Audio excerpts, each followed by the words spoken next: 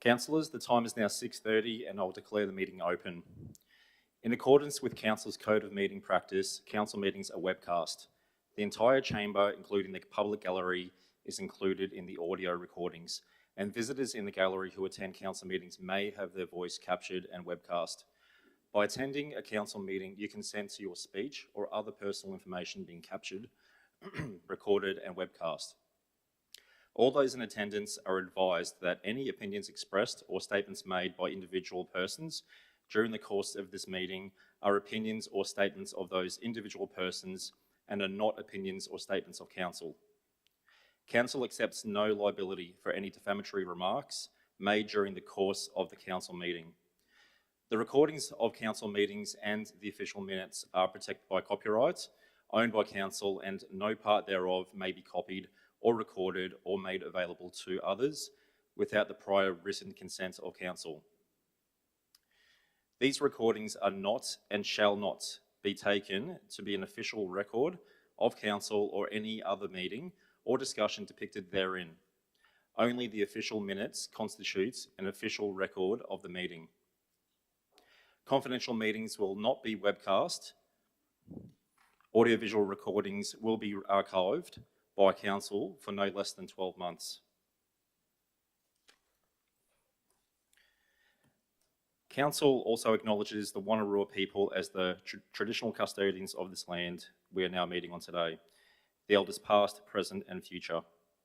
We also acknowledge the Wabakal people to the east and the Darkinjung people to the south, and other Aboriginal peoples who now live within the Cessnock local government area. I'd now like to invite Reverend Nicole Baldwin to open in prayer. Reverend, thank you. We all stand for prayer, please.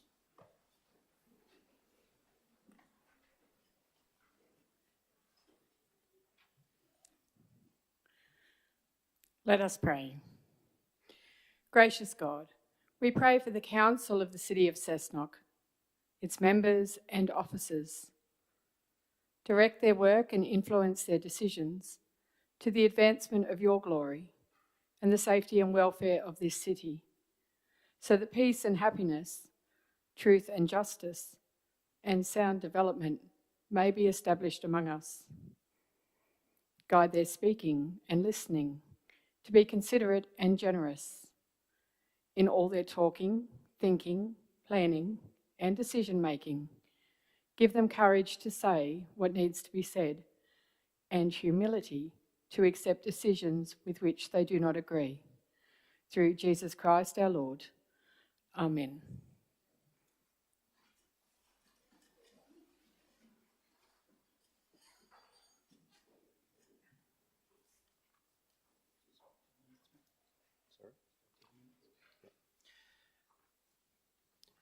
Now I'd like to, confirmation of the previous meeting minutes, so someone to move that way.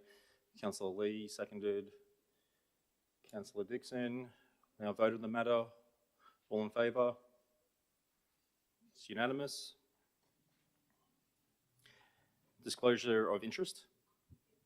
Yes, Councillor. I currently have two disclosures of conflicts of interest.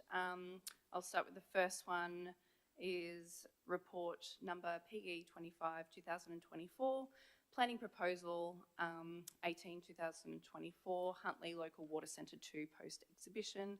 I'm declaring a non-pecuniary and less significant conflict. I currently reside in Huntlee, and whilst I'm a customer of the first Huntlee Water Centre, the new centre will not affect me and my residents. The second conflict of interest is report number CC 64/2024, the North Rothbury and Branxton locality change. I do own two properties, one in Branxton Township and one in North Rothbury Township. Neither of these properties will be affected by the proposed changes to the town's boundaries, and as such will not affect my influence or influence my vote on the matters. Thank you. Okay, thank you. Councillor Harrington. Yes, thank you, Mayor. I also am declaring two conflicts of interest at this meeting. Firstly, report number PE 22/2024, development application number 8/2024/178/1. I'm declaring a non-pecuniary interest, less than significant conflict, due to the fact that I found out today at the site inspection that the occupant of 65 Rawson Street is known to me. I choose to remain in the chamber and participate in the discussion and voting, as a conflict has not influenced me in carrying out my duties. Secondly, I would like to disclose a conflict of interest in report WI 26/2024, the tender for Wollombi Road upgrade project. I'm declaring a pecuniary interest for the reasons that I own a business and a commercial property on Wollombi Road. Therefore, I will leave the chamber and not take part in the discussion and voting. Okay, thank you. Just with regards to a Mayoral minute, the late entry Mayoral minutes with regards to Wollombi Road, so we'll just have to make sure you leave for that one as well. Thank you, Councillor. Any petitions? No petitions. Now, we do have a public address, so we'll invite the speakers up first, but before we do we have any receipt of any apologies or applications for leave of absence? No. Now we just need to vote on attendance by audio-visual link. So we do have a speaker from Prosperity who will be joining us. Oh, that's okay. We don't have to do that because it's only for councillors. So, well, right now we'd like to move into public address. So the following people have been invited to address the meeting of council tonight. So the first speaker is Jennifer Hayes. So Independent Chair, Audit, Risk and Improvement Committee. Jennifer? Yeah, please. Thank you.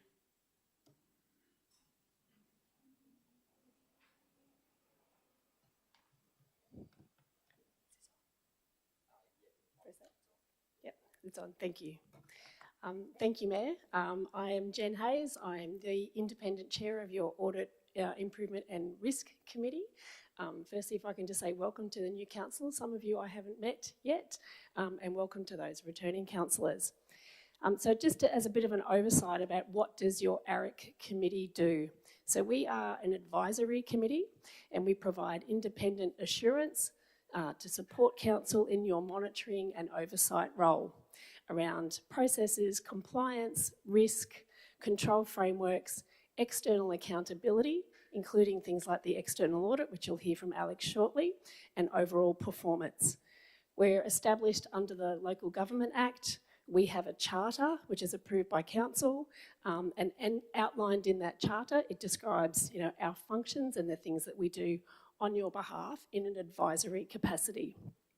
Those things include compliance, risk management, fraud control, financial management, governance, and internal audit. In your papers, you've got a report from our activities over the last 12 months. I think three things that I'd like to bring to the attention of council. Internal audit. Over my time as chair of this committee, we've seen an extensive improvement in internal audit, both in terms of the number of internal audits that are being conducted, growing from about 1 or 2 per year up to now 6 to 7 to 8 per year. Internal audit helps give you the assurance that your controls and your processes are robust. So doing 6 to 8 internal audits per year with actions that management get on and address, and as the ARC and the independent members, we hold management to account to make sure that they get on and address those actions in a timely manner.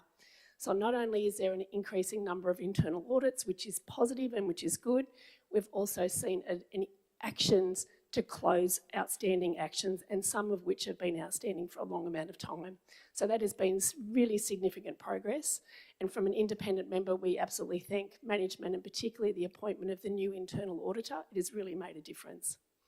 The second one is the external audit, and you will hear from the external auditor very soon. Pleasingly, this year, the council has an unqualified audit opinion. That's what you want. So that means that you have a clear audit with no buts. So it doesn't have any qualifications that come with it.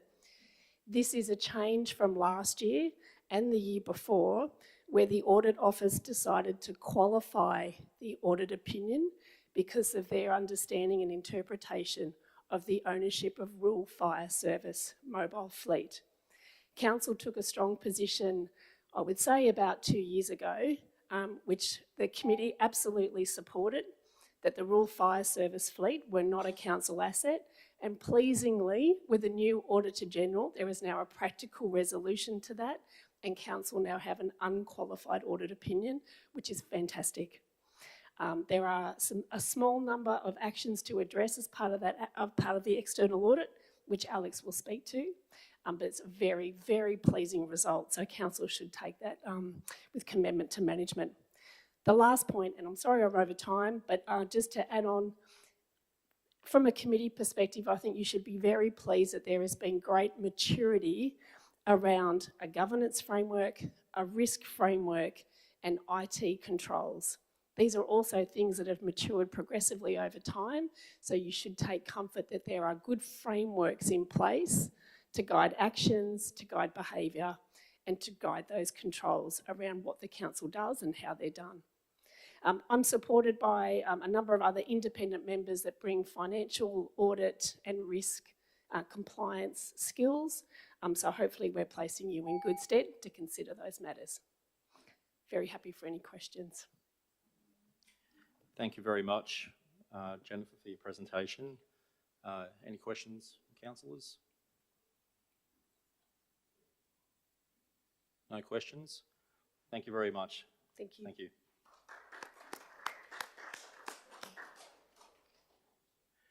We'll now look to deal with business item GMU 10/2024, the Audit Risk and Improvement Committee Annual Report 2023-2024. Can I have someone to move that way? Councillor Hill, seconded. Councillor Harrington, we'll now vote. All in favour? It's unanimous. Now moving on to our next speaker, Mr. Alex Hardy from the representatives of New South Wales Audit Office. This is with regards to CC 68/2024, the annual financial statements for the year ended 30th of June 2024. Alex, can you hear us? I can. Can you hear me? Yes, we can. Thank you. Fabulous. And I might share a screen as well. Can I confirm whether the gallery and councillors can see that shared screen?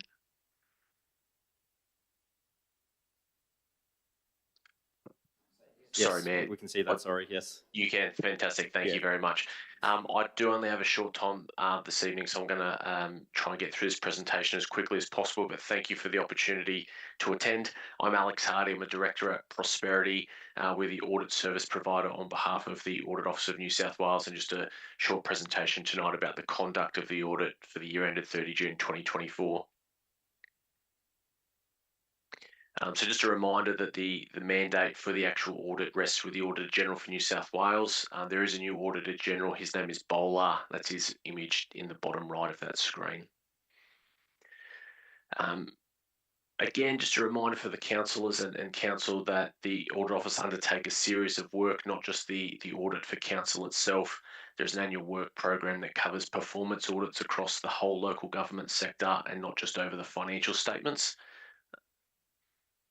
And here are some of the planned audits over the next couple of years, some of which will be of interest to Cessnock.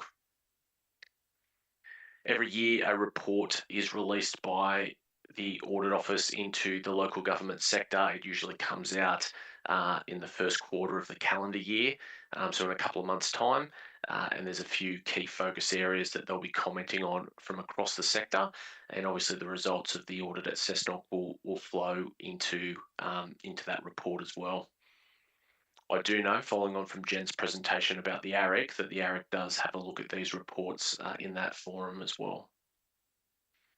So that's interesting, but let's have a chat about Cessnock Council itself. So for the year ended 30 June 2024, we did release a unqualified audit report over the financial statements. So that will give the councillors and management the confidence that the financial statements present a true and fair view and can be taken in that context. So it's a pleasing result. It does represent a change from previous years where there was a qualification in relation to those rural firefighting equipment. assets. I guess we sought additional evidence to satisfy ourselves that that matter was not material in 30 June 2024. So it's a good and pleasing result for the outcomes of the audit. Some high-level statistics around your income statement. A lot of green on that page with positive movements in your rates and annual charges revenue, grants and contributions revenue, and your overall operating result as well. There are a series of ratios which the Office of Local Government asked us to comment on as well, and I'll get to those in a minute. But this is an area I just wanted to highlight quickly around cash and investments. You know, a good healthy amount of cash and investments sitting on your balance sheet, 83.1 million at 30 June 2024. But care does need to be taken as there are a number of external restrictions placed on what that cash can be used for, in particular unspent grant money. So there's contractual obligations to spend that money on particular grant projects, and there's some legal requirements around money that has been received from developers and how that money can be used in the future. So when you take some of those external restrictions away, the level of unrestricted cash is a much lower number. It is illegal under the Local Government Act to use restricted cash for unrestricted purposes. I just highlighted there are 6 ratios that the Office of Local Government require Council to report in its financial statements. For the year ended 30 June 2024, there were 2 ratios that the Council did not meet, and I just wanted to quickly highlight those. So you did meet 4 of them. Of the ones that you did not meet, it's this operating performance ratio. And the driver around that was the significant amount of capital grants and contributions that were received, which get added back as part of this ratio. That flows into the other ratio that was not met, which is the own source. Sorry, excuse me. Sorry, Alex, just need to approve a time extension. Moved Councillor Zaval, seconded Councillor Mason. All in favour? It's unanimous. Sorry, Thank please you. go on. Yeah, I've two more slides left and I'm all done. So trying to whiz through. The other one is the own source operating revenue ratio. And again, there was a large amount of grant income received from various sources, as well as dedications for assets that developers have built and transfer across to council after they're completed. So those things have combined to drop the council below that 60% benchmark that the OLG set. So overall, meeting 4 of the 6 ratios is a reasonable result. On the balance sheet side of things, substantial contribution to the community with $38 million worth of assets renewed, and a further just short of $100 million in new asset additions. And there's that dedication number of 63.5 million I mentioned previously for developers providing finished assets across as part of their development activities. So that's it, and happy to take any questions from the council. Thank you. Thank you very much, Alex. Any questions from the councillors? No questions? Oh, sorry, Councillor Grind. Thank you, Mayor. Thank you for the presentation. I actually sat on this committee last term at council, and I just wanted to clarify some things because our community in particular hear a lot of information, whether it be from old previous councillors or current councillors, about where we sit as council, and I just wanted to clarify that we are definitely in a positive. Is that what the audit is saying? You might need to clarify your question, please, so, Councillor, about positive in relation to what metric? Like our cash situation. So one of the key ratios that we would typically see in accounting and audit world would be a liquidity type ratio, which compares your current assets to your current liabilities. So your current assets are more than double, your current liabilities more than 2 to 1, which would indicate a positive and healthy liquidity position for council. Thank you very much. Councillor King. Thank you, Mr. Mayor.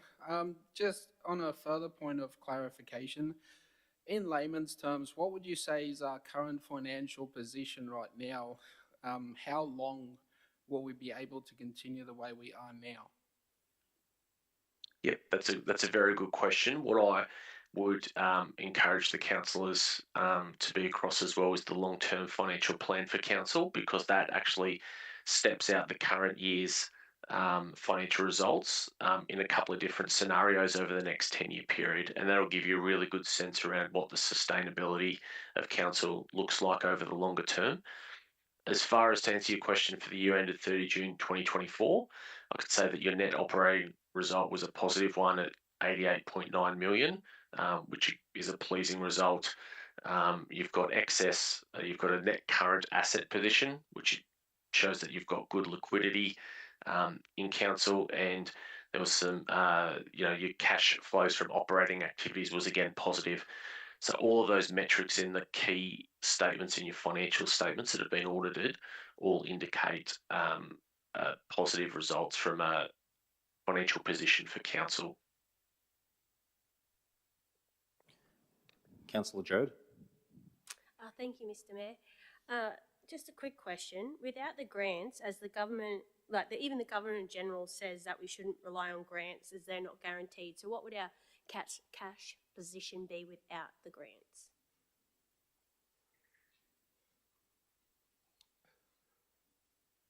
So to answer that question, what I would say is there is a note in the financial statements at note C1-1, which speaks to the unrestricted cash that currently exists within council.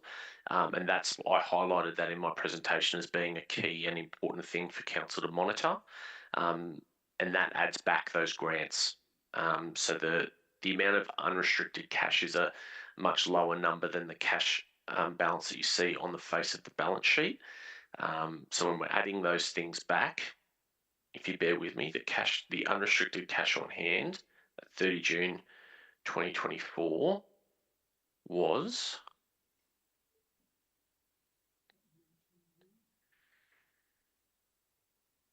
$22.5 million. Okay, thank you very much. Councillor Zaval. Thank you, Mr. Mayor. Thank you, Alex, for your presentation. Can I just clarify, you mentioned there were a couple of things that benchmarks that council didn't meet, but is the consequence of not meeting that predominantly due to the fact that council received too many grants compared to how much we receive in rates? Correct. So both of the ratios that were not met during the year were both influenced by the large amount of grants that were received during the year. So that's why it's very important, and I took you through those ratios because the context of them is very important to understand. The last comment I'll make on that as well, Councillor, is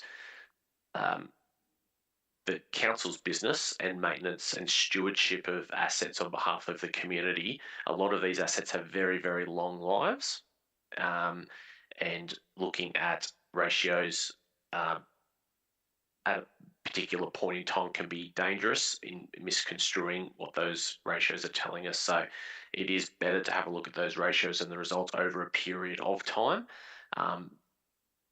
The ratios are just a tool that the Office of Local Government has at its disposal to be able to compare councils and their results year to year. But care should always be taken when assessing the ratios. Thank you. Councillor King, another question? Just one more question. Thank you, Mr. Hardy. You're doing a great job. I just want to ask because I want this to be on record. So everything is really rosy on our financial position. We are in a great position to maintain the level of service that we have now and into the future. Thank you. Thanks for the question, Councillor. I need to be cautious with my response because the context in which we are engaged by council is to conduct an external audit on the financial statements to give them a clean bill of health or not for councillors and others to make that assessment. So we're not engaged to comment on whether we think the financial position is rosy or not. I can just speak to comparing council to other councils and talking about generally accepted benchmarks and ratios and other things that we see in the financial world. And some of those metrics, as I mentioned in my previous remarks, are positive metrics.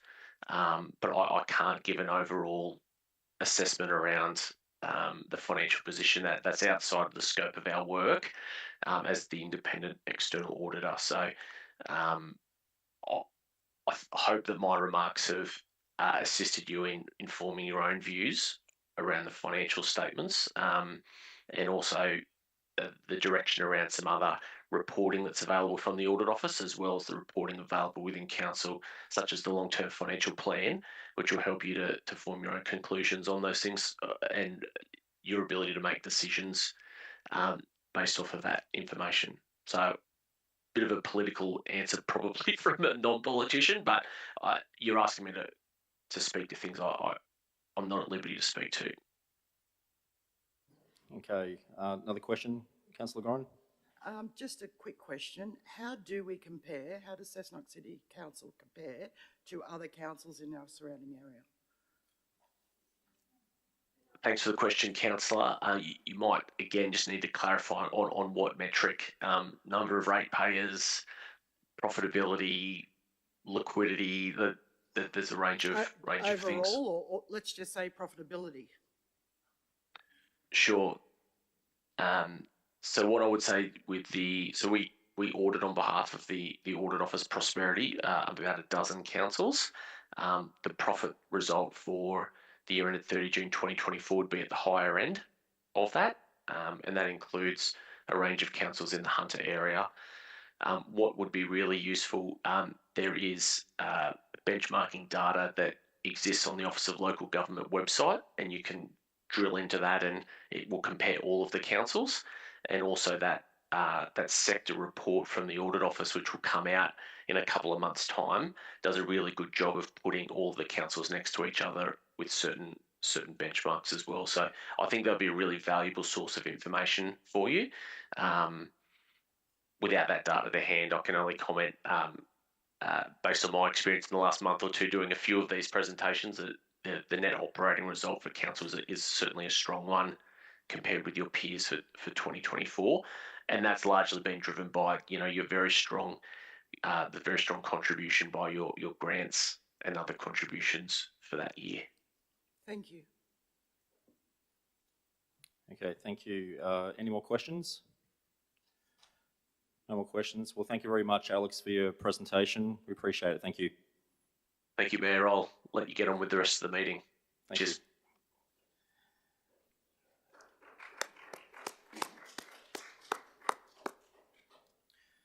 So we'll now deal with matter CC68/2024, the annual financial statements for the year ended 30th of June 2024. Can I have someone moving that way, please?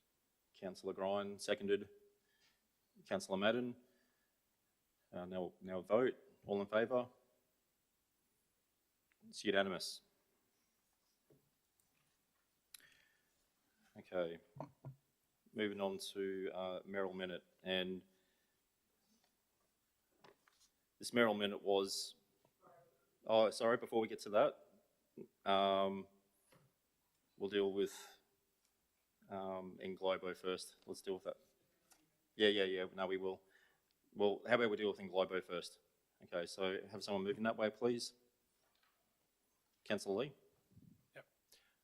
Moving that, having read and considered the reports in the agenda related to items CC 64 2024 North Rothbury and Branxton locality change, CC 67 2024 Annual Report 2023-24 State of the City Report, CC 69 2024 Local Government Remuneration Tribunal 2025 Annual Review, CC 70 2024 Investment Report October 2024, and CC 71 2024 Resolutions Tracking Report.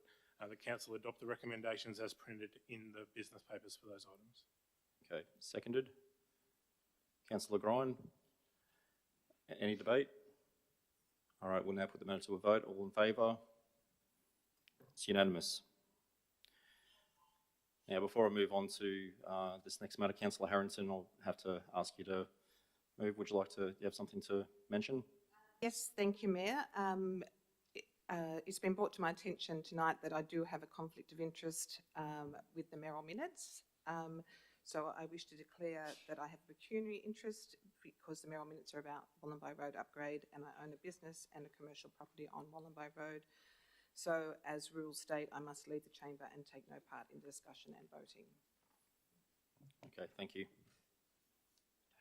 Yeah, now ask you to leave. Thank you, Councillor Harrington.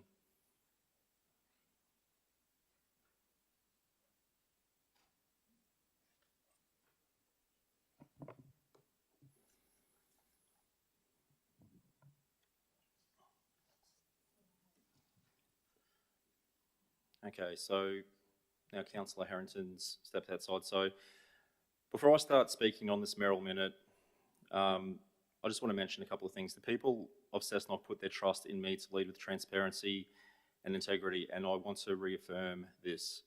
I want to make sure that people understand, our community understands that I take that very seriously. I've always taken it seriously. It's not just something that we'd like to say. It's something that I want to, do every day in this role and act out and not just talk about. So therefore, I want to take a moment to address what has become somewhat of a major issue, or a major issue for our community, that being Wollombi Road. So a bit of a precursor. So back in 2019, during an ordinary council meeting, the necessity for comprehensive upgrades to Wollombi Road, including its expansion to 4 lanes, was discussed in depth. However, this critical infrastructure project was absent from the 2020-2021 local government election campaigns, which instead focused on promises of ring roads and bypass solutions. These alternatives, while potentially beneficial, have since been revealed as projects unlikely to materialise for another 50 years. Disappointingly, it appears that many in our community only became aware of plans, and these people I've spoken to, many people I've spoken to, became aware of the plans through last council's term via social media and print media. The lack of transparency created widespread confusion and unnecessary public frustration. It also added to the challenges faced by council staff, who work very hard, particularly for those who have since joined and are addressing legacy issues like this one. And I think it's really important to acknowledge that. Due to the current situation that the newly elected members and incumbent members of this council now find themselves in, a detailed review has reaffirmed that the full upgrade of Wollombi Road, including intersection enhancements and general road improvements, is both necessary and urgent. Council has already secured grant funding to commence Stage 1, covering the section from Abbotsford Street, Bellbird, through to West Avenue, Cessnock. Funding applications for Stage 2 are now underway. Since the project was triggered as a legacy dispute with the previous developer of the residential project in 2009, several significant developments have occurred. This includes a court order from the Land and Environment Court that has to be adhered to. Other significant developments include the time lapse. Over a decade has passed, necessitating a reassessment of the original plans and coordination with the transport and traffic strategy that highlights alternative modes of transport within the Cessnock LGA. The second point being development changes. Large portions of the Bellbird development now have new owners. The initial relationships now have a new avenue to explore the best options to minimise the burden to council and the potential for best practice, which includes multimodal infrastructure. For example, cycling, passive transport options that are not included in these plans that have been broadcast. 3, transport opportunities. The potential utilisation of the All-Star Corridor as a bypass is closer to realisation now than ever before. Additionally, the proposed linkage between Mounts View Road through Christie Road by the developer as a Stage 1 bypass option, further reducing traffic load between Abbotsford and Mount View Road intersections, with Wollombi Road and the proposed internal road connection with Wollombi Road by the developer has emerged as a viable option. We as council need to explore these options, and everything is now on the side of council to reapproach the negotiating table for an equitable outcome. As mentioned, as Mayor of the City of Cessnock, I'm acutely mindful of the ongoing tension between the unprecedented growth in our LGA and the need to protect lifestyle and functionality that our long-term residents and businesses have come to cherish. Balancing these priorities is critical as we address pressing infrastructure challenges. So I want to table some recommendations. That Council seek a funding variation from the state government through the New South Wales Accelerated Infrastructure Fund to extend the project timeline, ensuring that updated plans and community needs are adequately incorporated into the Wollombi Road upgrade strategy. Secondly, utilise this extended timeframe to arrange a mediation session involving developers, relevant council staff, relevant state government ministers, and other key stakeholders to review and refine the necessity of upgrading intersections, as well as the overall road quality and safety requirements for Wollombi Road. And also to explore all feasible and mutually acceptable options in consultation with all key stakeholders, as mentioned, including our community, for the future development of Wollombi Road and potential bypasses as an alternative to implementing what is currently presented. The proviso being, these recommendations are to proceed only on the condition that grant funding remains accessible to Council under a potential variation to the funding agreements with the state government. By pursuing these actions that I've mentioned and spoken to, Council can ensure a more balanced, transparent and inclusive approach to addressing the infrastructure demands of a rapidly growing LGA while preserving the quality of life for our long-term residents. Thank you.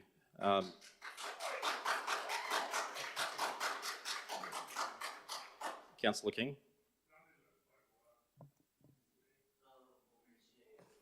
Yep. Referring to Council's Code of Meeting Practice, Clause 9.9, it states that a mayoral minute must not be used to be put without notice matters which are routine and not urgent matters, or matters for which proper notice should be given because of their complexity. Now, I would think that, as you just outlined about transparency and openness, dropping this on councillors 15 minutes before a council meeting in what is quite a detailed mayoral minute that just took you 5 minutes fully just over to read out, that councillors haven't had the access to talk to staff, seek advice, actually even consider this themselves, I would think that would be in breach of the Code of Meeting Practice, and I would ask you to withdraw the mayoral minute and please return it next meeting when the, as the Code of Meeting Practice outlines.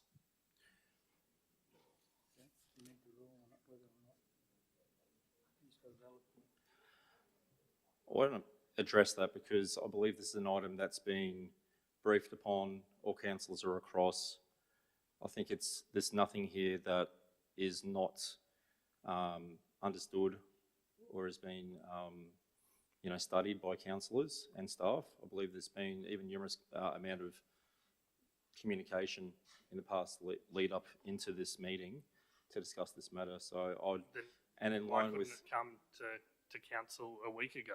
You knew this was coming up to the meeting. We've known about the dates of this meeting for a year. This could have gone to the last meeting. Yeah. Well, I'm choosing to go ahead with it tonight. Thank you.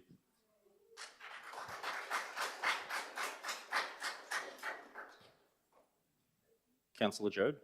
I just want to quickly point out a question. Last term we got mayoral minutes on our desk as we walked in, so I can't see an issue with the fact that we're doing it now. Thank you. Just be mindful of the gallery too, just with regards to the recording. Thank you. Councillor King. Thank you, Mr. Mayor. And firstly, I want to actually thank you for allowing us to speak about this in public to start with. I think that's a great step and a show of leadership. I'm sure this won't be the end of this. You're probably going to be reprimanded for this. But thank you for letting the people of Cessnock actually see that there is some of us that do listen to them and don't agree with what is about to happen here. All we're asking here for, if I understand correct, is, am I correct in saying that this motion is not asking to disregard to go ahead with stage 1 of this project, but it's to ask the state government for an extension so we don't lose the grant funding in the time, and in that time reassess all our options before we proceed? That's correct, and it's based upon the feedback of community, yes. So, and we also know that there's a large part of our community that's absolutely not happy with how this is turning out, and I'm sure the former mayor would have found that out at the ballot box as well, just putting that in there. Another question for you, Mr. Mayor. Have you made any inquiries to whether it would be possible for council to get a funding variation from the state government in regards to the grant funding? Yes, I have. I've spoken informally to the relevant MP, their office, and yes, it is a possibility. Council would need to submit that with, you know, the terms that they're seeking. But yes, I have spoken. Thank you. And then just speaking to the motion, because I found in court documents supplied to me by council of court proceedings occurring on the 9th of March 2021, there's a section that notes, section 103, the respondent, which is council, proposes a condition of consent making the issuance of a subdivision certificate contingent on upgrade works being completed. And section 104, according to the applicant, which is the developer, such conditions of consent will unreasonably inhibit the progress of stages of the subdivision. So it wouldn't be out of this realm to assume that developers may be potentially open to sit down and reassess the situation as suggested by the mayor, because they didn't want these conditions to start with. So again, thank you for bringing this up, and I hope we can all have a, you know, proper debate about this, because we are voting on a tender later tonight that is closed to the public to move forward on this project. And once we do that, there's no turning back from this. So thank you again, Mr. Mayor. Thank you, Councillor Hill. Councillor Hill. Thank you, Mayor Watton. I may initially start my my comments just in reference to something Councillor King has mentioned there in relation to a motion we'll be voting on later tonight. I would put a question to perhaps the Director of Corporate or the General Manager in regards to, if this mayoral minute were to be passed as currently written on screen and council were to come to a conclusion in the tender decision later in the night, how would those two council resolutions possibly conflict with each other, judging by the content of this mayoral minute and the possible outcome of a tender decision? Director.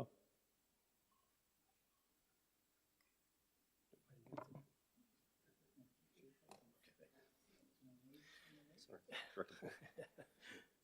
Thank you, Mr. Mayor. Through you, Mr. Mayor, Councillor Hill, there is a potential risk. I would flag it at this point in time a high risk that the tender itself and the construction would not be intuitive with the mayoral minute. In other words, if the mayoral minute was to be endorsed, that there is a high risk that the tender would be delayed, and in that process we would have to go through another tender process again. Thank you. My second question is the content of the mayoral minute near to the end in regards to the proviso. This is one of the first times I've seen something like that attached to the bottom of, say, a mayoral minute, putting conditions on the content of the recommendation. So I would just be looking to get some clarification from staff on how that would operate, and whether or not perhaps the mayoral minute should simply be seeking the dot point 1 for a funding variation first, so that to not overly complicate the issue. The fact that we've got additional dot points there that are dependent on the first dot point makes me think that perhaps certain parts of the mayoral minute are putting the cart before the horse, and that if the intention of the council was to seek a funding variation, that should be our initial step without the additional sections attached to the end. Would that be correct? Director. Thank you, Mayor Watton. That's a little bit hard to answer, Councillor Hill, because we haven't really had a chance to examine what the potential impacts of the Mayoral Minute may be. I'm assuming that the proviso is part of the recommendation from the Mayor, that it'll be part of the resolution of Council, in which case you could potentially read that the recommendation will only proceed if the grant funding agreement is basically agreed to by the state government. Where that will go and how long that will take, this could be months or years in the making. State government notoriously is not very quick in giving responses back in some of these areas, but I really can't give you a definitive answer because we haven't had a chance to review what the implications may be. Thank you. Perhaps the answer to my question there harkens to Councillor Saval's previous comment about the complexity of the Mayoral Minute, in that it seems to be identified from that answer and perhaps from Councillor King's previous comments in wanting to review and verify the details of this Mayoral Minute, that it is in fact a rather complex Mayoral Minute that councillors and council staff have not been provided enough time to analyse and review, and I think that will weigh heavily on my decision in terms of supporting this Mayoral Minute. The question on the comments on mediation and discussion with the community, I note that the email that you sent out, Mr Mayor, relates to comments about the changes that have occurred since the DAs were initially agreed to, and also some of your opening comments in regards to commitments at a previous election about a ring road that perhaps would not be built for 10, 15, 20 years.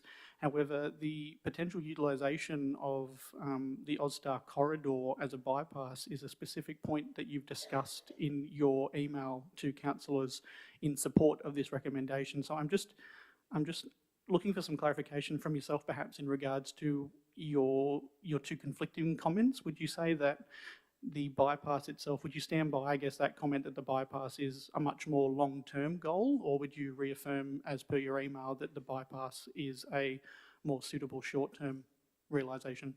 Yeah, thank you, Councillor Hill. What I'm trying to iterate there is what was communicated and what the community communicated back to me with regards to expectations. So the expectations were a ring road, and that's what a large portion of the community reported back to me. That's what they were expecting.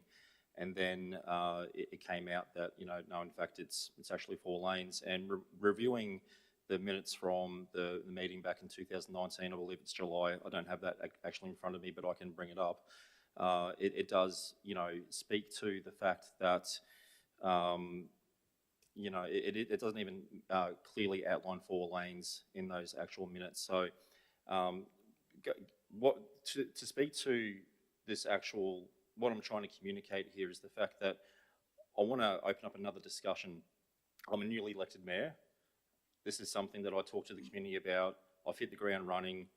I'm looking to open up new communication channels, but not at the risk of losing funding, of course. Now, when I did speak to the minister, or the minister's office, should I say, they were very encouraging to the fact that they don't want to see council go without, essentially. They want to work with councils. They don't want to see council lose money. So, of course, we don't want to hand back all that money.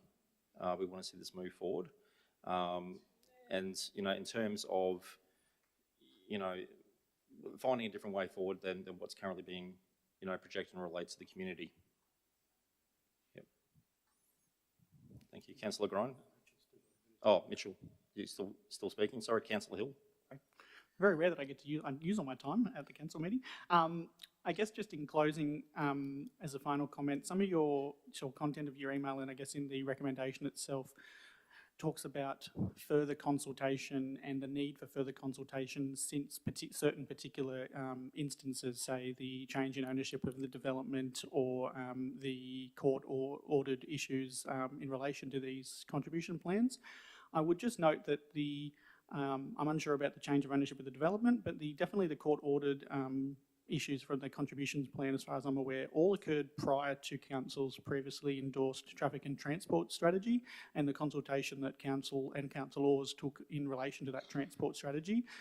You make note that you are a newly elected mayor. That's correct, of course, but you were also on the previous council when that plan was adopted and had ample opportunity during that time as well to be involved in the consultation that was done with the community around the traffic and transport strategy, the way in which the needs.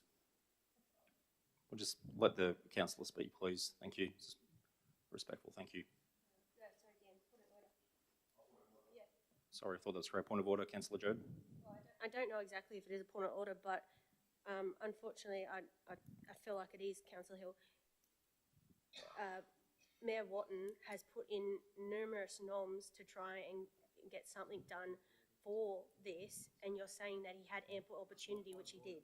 Yeah, I didn't claim that, Councillor. Yeah, I'll have to. That wasn't a point of order. It's actually just debate. So no, I would say that I didn't claim Councillor Watton, Mayor Watton hadn't had the contribution. I just said that there had been ample opportunity for that to be done, and I worry that there is a rehashing here in some of this mayoral minute in regards to looking to explore feasible options and acceptable options in consultation, all parts of the consultation in similar state to what we did in the traffic and transport strategy and what we have done throughout the course of the Wollombi Road project.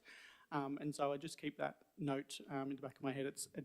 I would reaffirm that same comment that was made earlier, that I believe this is quite a complex mayoral minute from the feedback I've had there from some staff questions and from comments from other councillors. And I am just wary about the conflict this mayoral minute has with the tender option we are looking at later tonight. And so I don't know that I'll be able to support this mayoral minute. okay, thank you, Councillor Hill. Just to okay. Okay. Councillor Grine. Thank you, Mayor. I just have a few questions. Maybe the director can help me. The traffic and transport study, when was that done? Was that recently? I can't remember the year that we did that. Through you, Mr Mayor. Thank you, Councillor Grine. It was undertaken in 2019 and 2020. We completed the traffic and transport strategy at the end of last year. So traditionally, how often would we do a traffic and transport strategy? Every 5 years, approximately. Every 5 years, okay. If we were to vote for this mayoral minute and we are looking at the tender process tonight, would there be an extra additional cost if we were to delay the tenders? Without being able to confirm that in person, it's highly likely that there'll be an additional cost associated with this, simply by the fact that if we did have to go back out to tender, that tender process itself has got a cost attached to it, and it also then provides the tenderors an opportunity to reprice there. So it could be quite costly. Could we be looking at, 10,000, 100,000, $1 million? It'd be an order of magnitude. I couldn't give you the exact figures because it's subject to going through that tender process again. Has this happened in the past where we've had to re-tender and we've come across an additional cost? Not that I'm aware of. Okay. So what other implications are there for council, cost-wise, should we take on this mayoral minute? Director. Thank you. Through you, Mr Mayor. Councillor Ryan, the costs are unknown, the exact costs are unknown, but there is a risk that even contrary to Mayor Watton's comment around the funding body's idea of being receptive of an extension of the grant.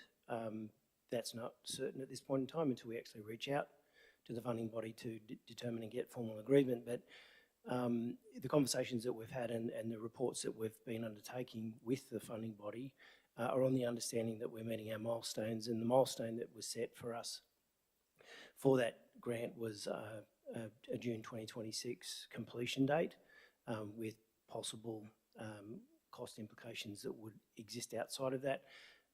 Notwithstanding that, if the tender was to go ahead and the construction was delayed, then there's possible cost implications to extending that construction timeframe as well. So there's a number of avenues where costs could increase, but without doing that, homework in actually undertaking that exercise. We couldn't give you a quantum. So we don't know if it's quite a significant cost blowout. We have no idea. Is that correct? It could be quite significant given the cost of the project to date. Has anyone reached out to Transport for New South Wales to see if this is possible yet? Or have we had those conversations? I do believe you just said that you reached out to the ministers. Like, have we made that approach yet? Yeah, the actual minister, so Office of Honourable Jenny Atchison. Minister for Regional Roads, is that right? Yes. And she's quite amenable to making representation? She's looking to help, yes, where needed. So has anyone made contact with the actual developer with this Mayoral Minute to see where they sit? No, well, that's the idea of this to, move forward if council does want to do this, Right. to move forward and open up the door of conversation. I do have one more question. Mayor, you mentioned that the actual Land Environment Court ruling does not indicate 4 lanes. Can someone clarify that for me? Because from memory, I recall when we were reading through those court documents that it actually did state 4 lanes. So I just want clarification on that, if I could please. Director. Through you, Mr. Mayor. Thank you, Councillor Grant. I think that is more a question to clarify with the Director for Planning Environment, but my understanding is that it was a condition of the court order was for 4 lanes, allocation of 4 lanes. Any further questions? Oh, sorry, Director. Just one for clarification. Thank you, Mr. Mayor. Councillor Grant, the conditions set out in relation to a whole number of roads, but it does make reference to 4 lanes on Wollombi at certain points, at trigger points with regard to the number of lots. I do believe that was provided, I think it might have been earlier this week in a memo, but yes, it does make that reference in the court Thank you. documents. Thank you. Councillor Pascoe. Thank you, Mr. Mayor. Hoping I can articulate my questions well enough with a little notice. With what I say now, is it my only chance to ask my questions about the Mayoral Minute? Sorry, Councillor. So if I have questions about certain statements in the actual Mayoral Minute, is this my only chance to ask them? Or is there further debate on the Mayoral Minute? Well, yeah, you don't want to look to ask questions now. Yeah, okay. Yeah. So you said that you spoke informally to the state government. Yep. If those conversations had happened already, I still don't understand, like Councillor Hill said, why we didn't get a lot of notice. So I've gone through and done some quick questions. Hopefully I can get the answers. One of the points says to utilise this extended time frame to arrange a mediation. How much is the time frame? Is it a week? Is it a month? What are you actually suggesting? Yeah, thank you, Councillor. So when I did speak to the Minister's office, we discussed the potential of, a 6-month time frame, but that's up to the discretion of, further discussion between council and... Is that an extension of the time frame to have the works completed by 2026, or is it an extension of a time frame to start? Extension of the time frame to actually start the works once the conversation actually, is reopened and discussed. Okay. It says to review and refine the necessity of upgrading intersections. I've looked at the detailed plans because that's what I thought we were coming to discuss tonight, so I've been studying. All of the intersections have been given their upgrades. So what else were you after in that sentence? Like, what else do you want for the intersections? So part of this is to communicate to the community what's actually happening. There has been a lot of confusion, so therefore the added transparency there that, yes, this is needed. To clarify on another point over there with 4 lanes, this was something that was in the minutes of a council meeting. So with regards to legal documents, I don't necessarily cite that. Yeah. But in terms of, communicating to the community that this is something that has been discussed, everyone's on board with the necessity to upgrade the intersections, the actual, road itself. There has been ongoing concerns about, multimodal transport and things like that. Yeah, I definitely agree. I like a footpath. But in saying that, it says that including our community for the future development. Now, as far as I could find with all the research that I was doing, this is what our comms team's been doing. They've been doing meet and greets. They've been doing feedback sessions. We've had reports sent in, submissions received, and the original design plan has been changed throughout the stages to reflect all of those submissions that were made. So I guess my question is, what else would you like to see?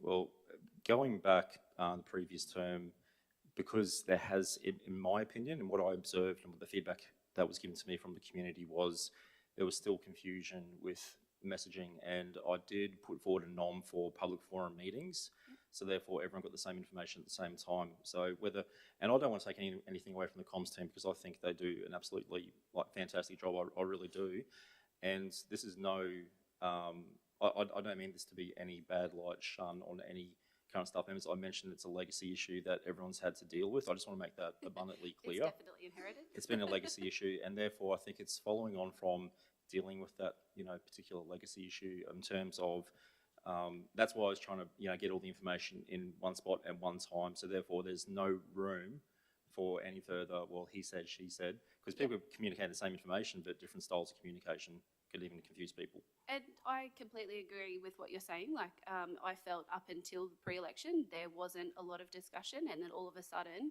that whole month of September was, everybody knew Wollombi Road was happening. I guess my concern is that there is a plan that's been designed. We've had lots of man hours go into that. I don't want to see that being wasted and then having to be redone. Because it says also about potential bypasses, but in the traffic and strategy management plan, the bypasses are already pegged. So on page 12 of the preferred road network plan, there's already bypasses in there. And when I was doing my research, I think they were pegged for 2030 or something like that. So I guess I'm just wondering, like, we've already got that happening. What are you trying to achieve with that point? I'm hoping to speed up that process. There's, I don't want to divulge too much, but I believe, there could be a potential to even speed that process up.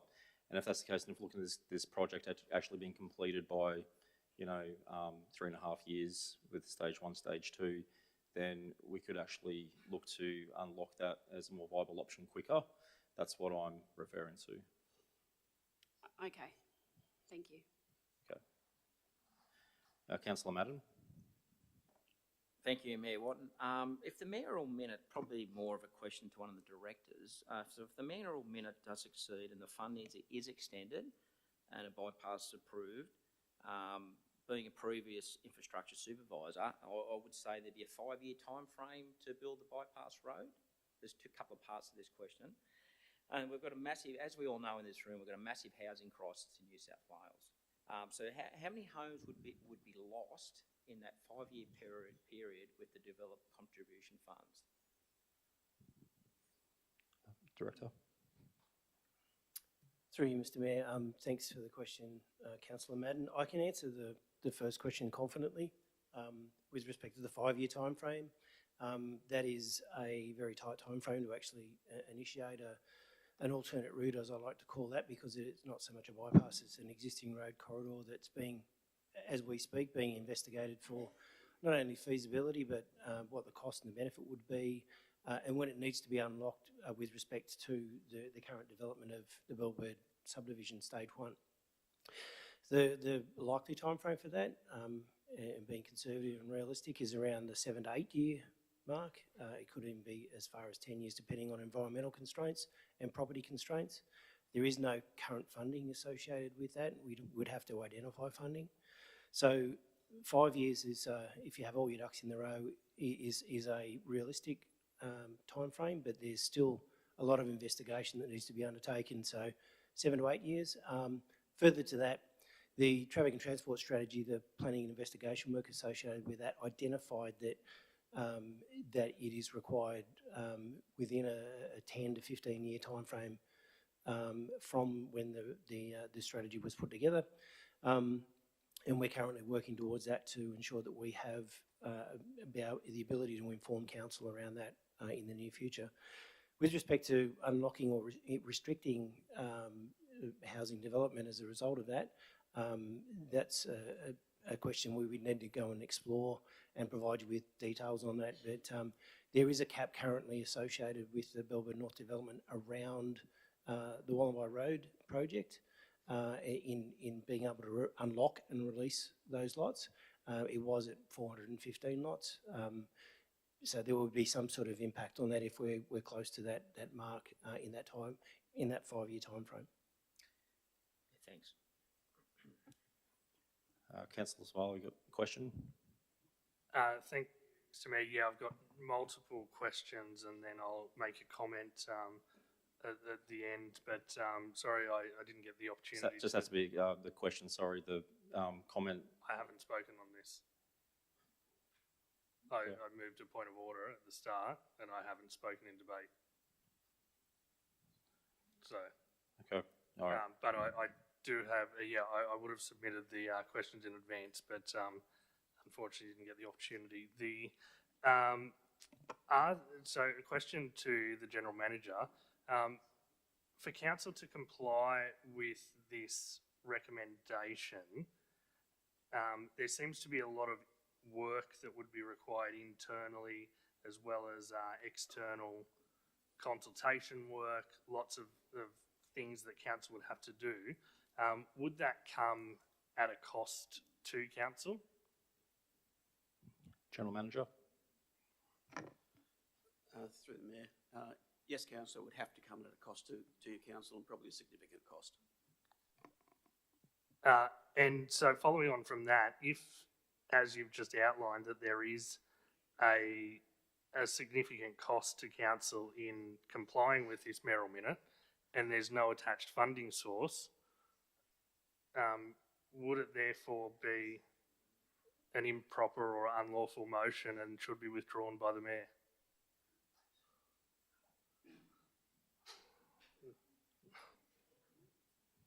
Director. Thanks, Mayor Watton. Again, I'll go back to my previous answer around what the cost implications will be. I think it's a little bit hard to fully outline that. At the moment, it's talking about extensions and having some consultations, so that certainly does come at a cost. You'll obviously have staff time involved in that.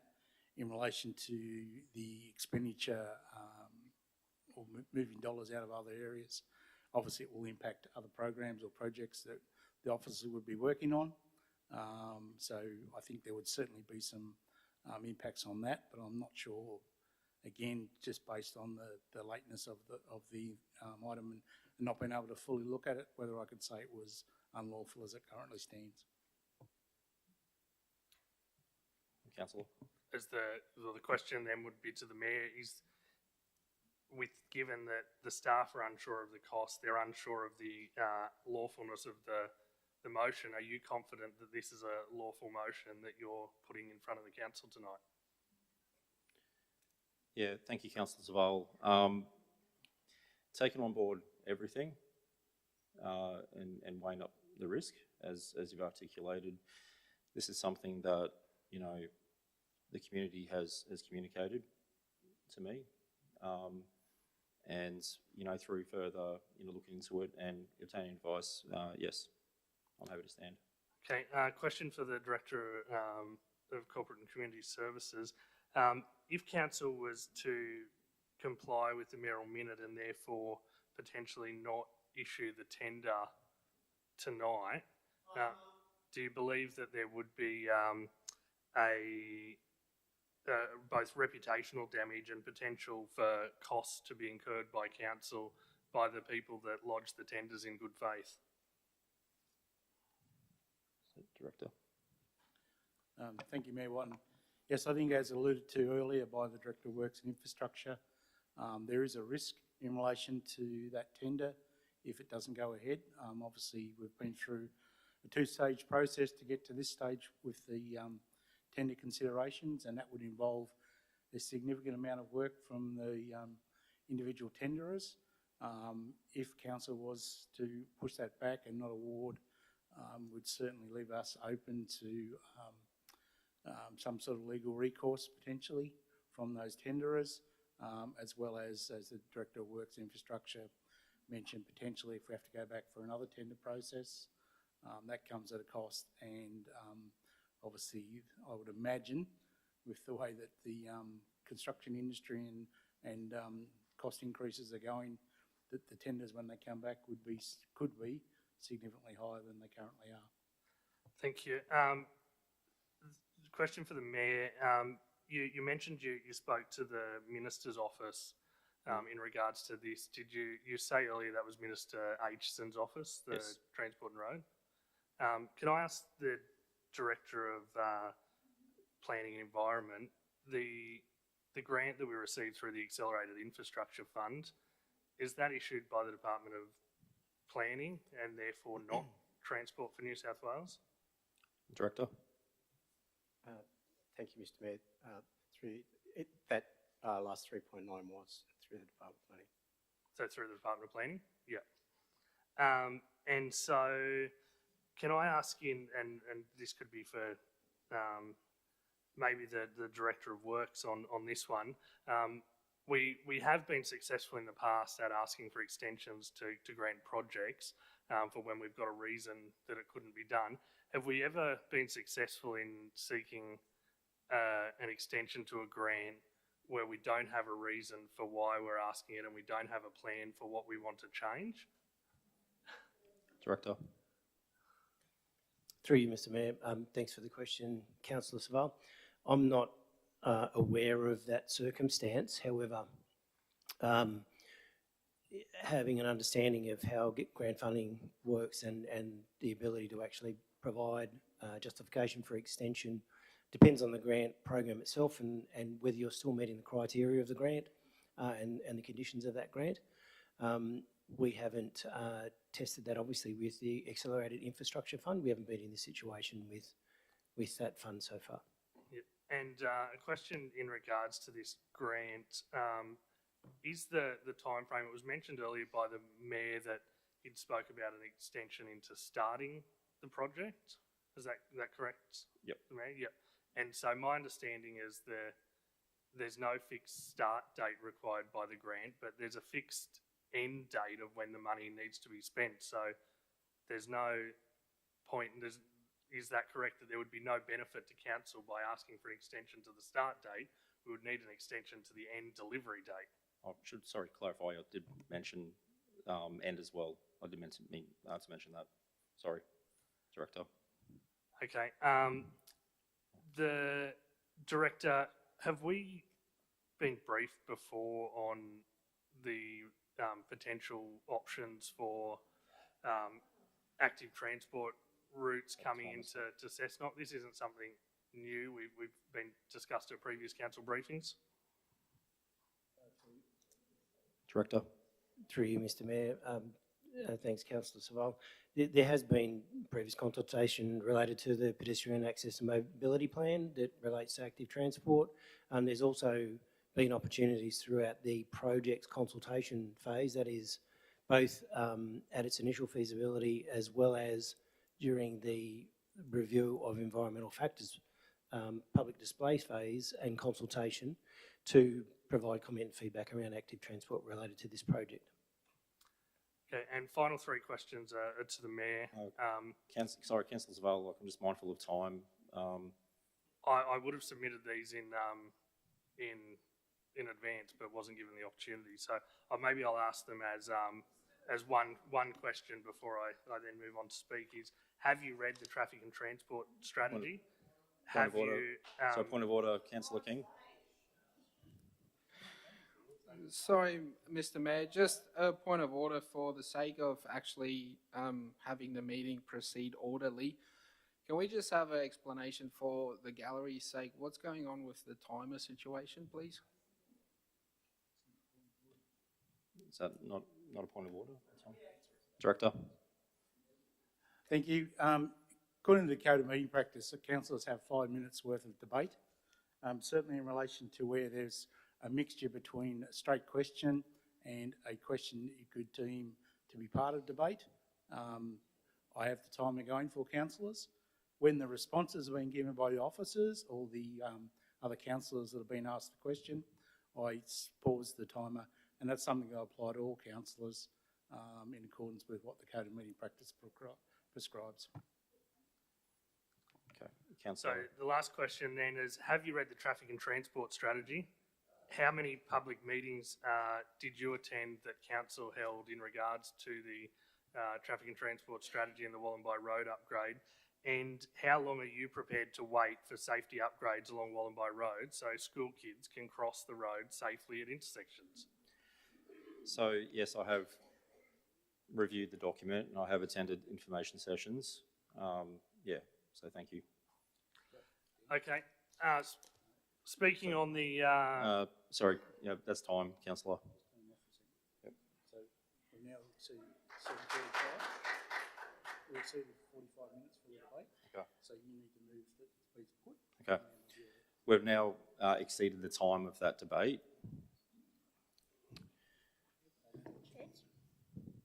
So yeah, 45 minutes has lapsed. So we're now going to put the matter to a vote. Yep. Okay. So according to Code of Meeting Practice point 10.31, debate on any item of business on agenda or transaction without notice may not continue for more than 45 minutes. At the expiration of this time, from the commencement of the debate, the mayoral chairperson will put the motion, irrespective as to whether a councillor is speaking at the time, after permitting the mover of the motion 3 minutes of reply. So, okay, so the motion will be put forward by the mayor or the chairperson in the following form. So I'll just read this. So the time for debate has expired. Under the Code of Meeting Practice of this council, I may now put the motion forward. So all those in favour? Councillor Dixon, in favour of the motion.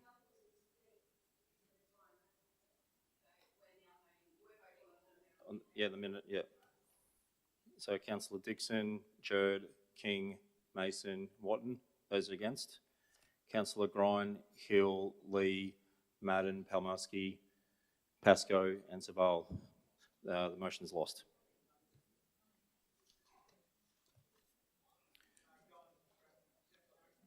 Yeah, thank you.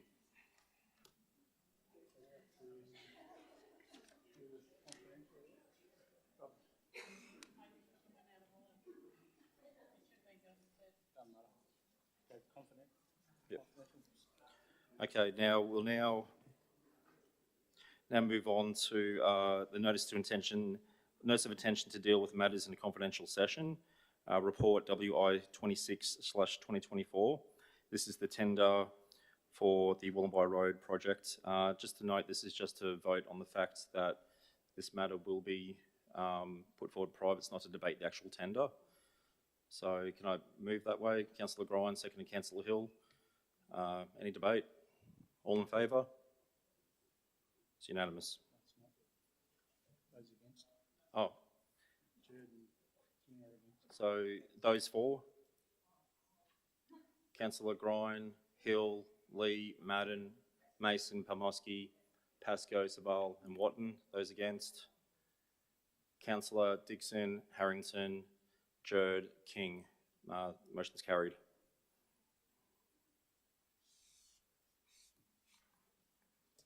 So we'll deal with that matter in private session later at the end of the meeting. We'll now move on to report GMU 9/2024, the child safety policy. Oh, sorry. I'm reading my abbreviated list. I should mention, is there any motions of urgency? No, nothing was submitted. No. Yep, good. Okay, now moving on to report item GMU 9/2024, child safe policy. Have someone moving that way, please. Councillor Hill, seconded Councillor Pascoe. Any debate? Councillor Jerd. Thank you, Mr. Mayor. This report tonight does not raise issues for me regarding the Council's overall intentions. However, I do have significant concern with the implementation of the Working with Children's Check. In my dealings with this process, it has become increasingly evident that the focus seems to be more about financial aspects rather than general prioritising children's safety. While I support measures aimed at ensuring the well-being of our youth, it is essential that the checks and balances in place are genuinely effective and not simply a means of generating revenue. We must ensure that our policies are centred around protecting children and fostering a safe environment rather than being driven by financial motives. Now, my statement is more for the Working with Children's check, with the personal dealings I've had with them. I think council obviously needs to keep our children safe, and this is something that's simple and whatnot, but I just wanted to note that maybe it's something that the state government needs to look at on how they actually do their Working with Children's check, because I just don't think it's adequate enough. Thank you. Okay, thank you, Councillor Judd. Councillor Palmelski. Thank you, Mr. Mayor. I submitted this question prior to the meeting tonight, but I didn't receive an answer. My question is also around the Working with Children check, and I was just wondering if this also refers to councillors holding a current Working with Children check. It wasn't clear in the document, as I believe all councillors should hold a current Working with Children check, as we do work with children through schools and presentations and community events. So is that a question for... Sorry, for staff, yes. Okay, Director. Thank you. I'm not aware of the question that came in, Councillor Palmelski. I didn't see it. In relation to the document and requirements for the Working with Children policy, they are basically prescribed that council needs to have an overarching policy. In relation to whether or not that extends to council, my viewpoint at the current point in time is the policy is about the council officers and the services that we provide, not necessarily the councillors when they're out and about undertaking their public duties, such as going to a school or being part of a school presentation. So I think if there was a requirement for those Working with Children checks to be implemented by other organisations for people to come on board, that's up to them. This is essentially about making sure that the services council provides, and a number of our staff already have those Working with Children's checks as part of their roles, and certainly have had for a long time, and a number of them are in the, I forget the official wording about having to, being frontline reporters, if you like. So this is a more broader policy that applies to our operations as council, not necessarily where your elected members would be out and about doing civic duties. Okay, thank you. Sorry, I apologise because I don't know the process at the moment, but is it something that we could possibly look into? I have a very strong belief it's even just it's a precautionary measure, because we do work with children, as I mentioned, that we can add it or somehow have a look at that further. Director.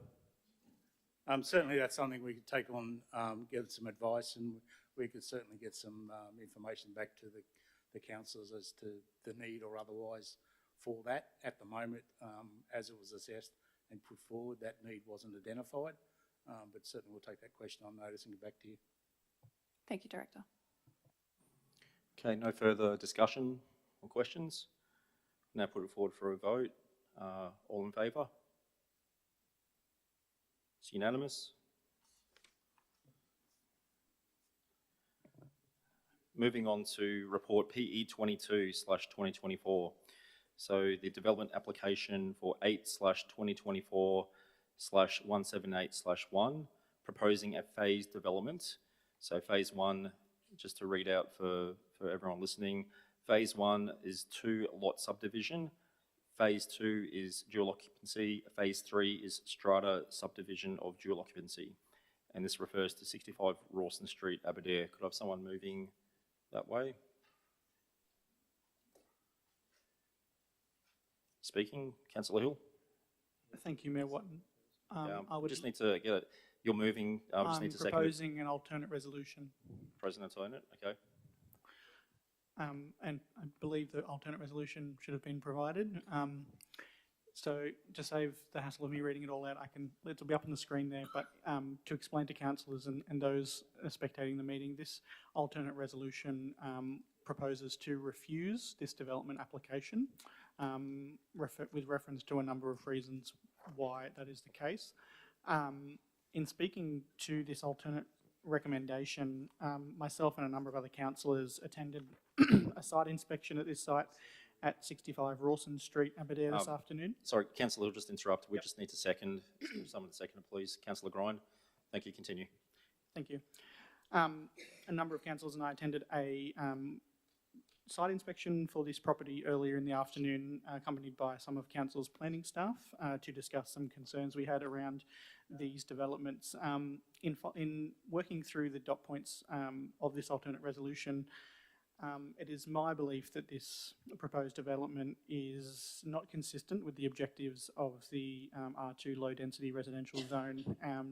In looking at this development application, it is in variation of our minimum lot size by some degree. It has a 24, I believe, % variation on the minimum lot size for one of the blocks that would result from the subdivision. And additionally to that, the second block that would be created from this subdivision at the rear of the Battle Axe development is also proposed to be a duplex subdivision. Now, we've had a number of development applications come to council in the past where Battle Axe blocks have been proposed, and generally when they conform to the minimum lot sizes and are done so in a way that doesn't majorly negatively impact the surrounding community, I think that a development like that can be appropriate.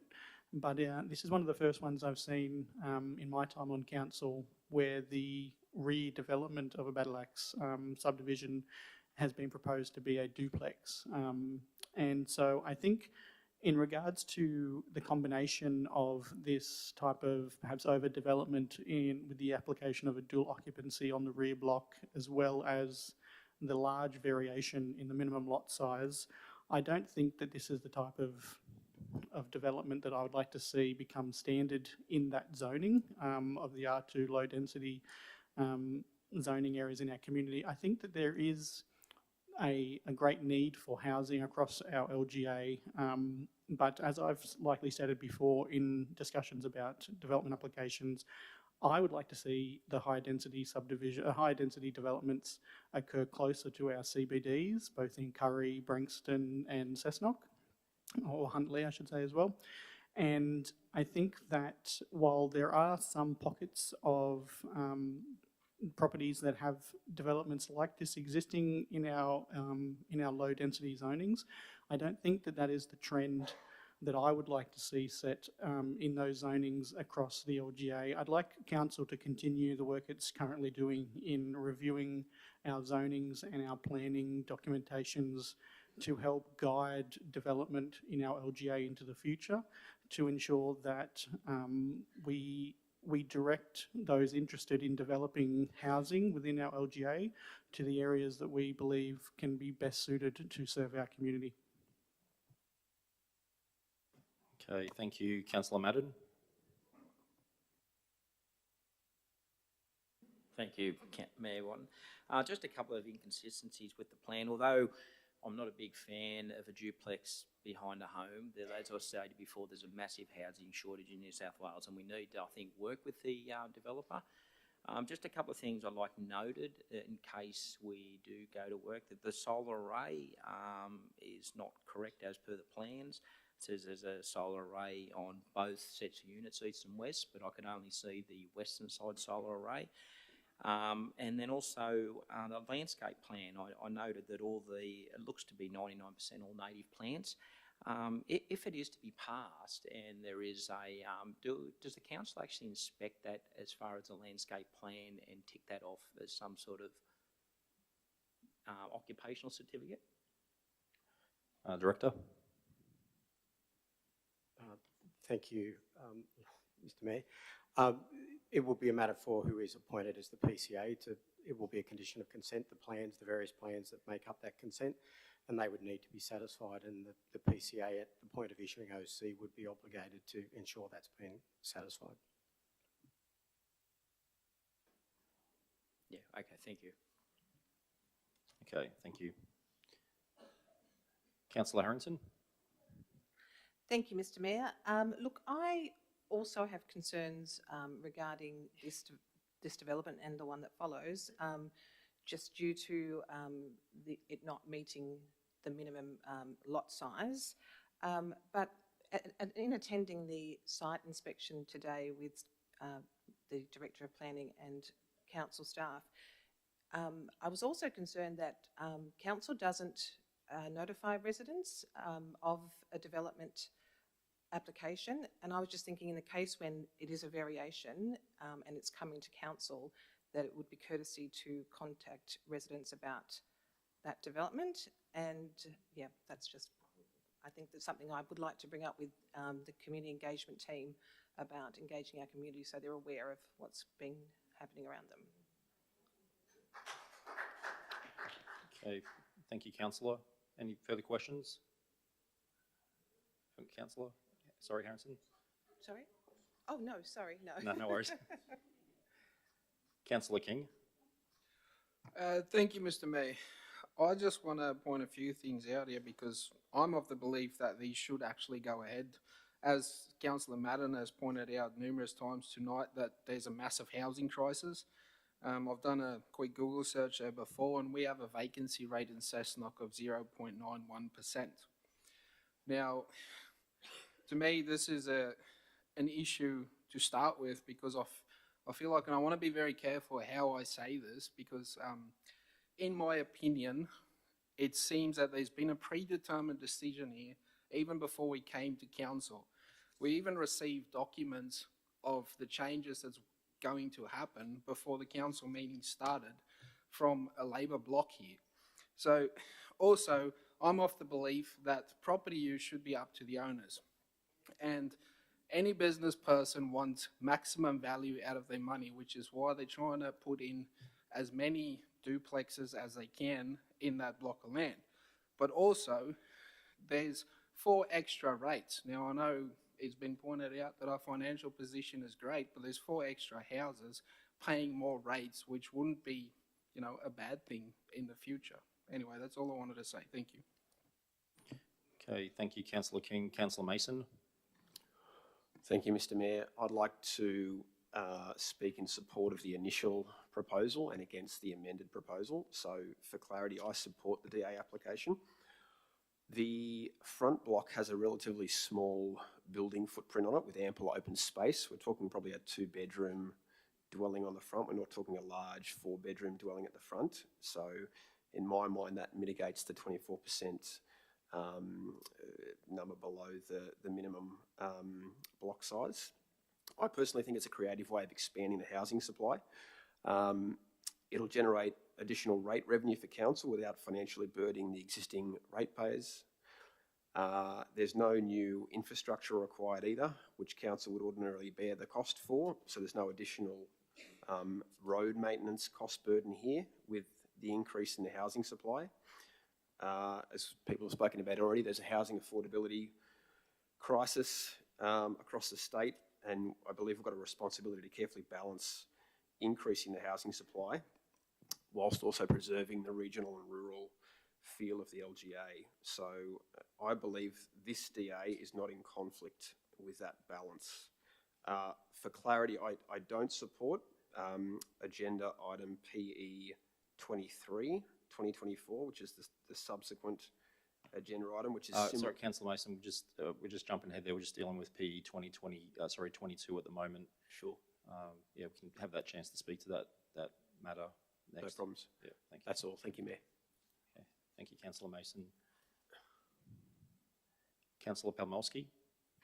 I just wanted to make a comment, I suppose. I grew up in housing similar to that of the house in Aberdare, and I realise that on visiting it, and owned a home as in my adult life, also similar to that. However, I am also in support of the development, and as outlined by previous councillors, we are in a housing crisis at the moment, and I think this is, as pointed out in our Urban Management Plan 2021, subdividing is preferable when it comes to increasing our housing market, and not to mention also avoids land clearing and preserves natural ecosystems.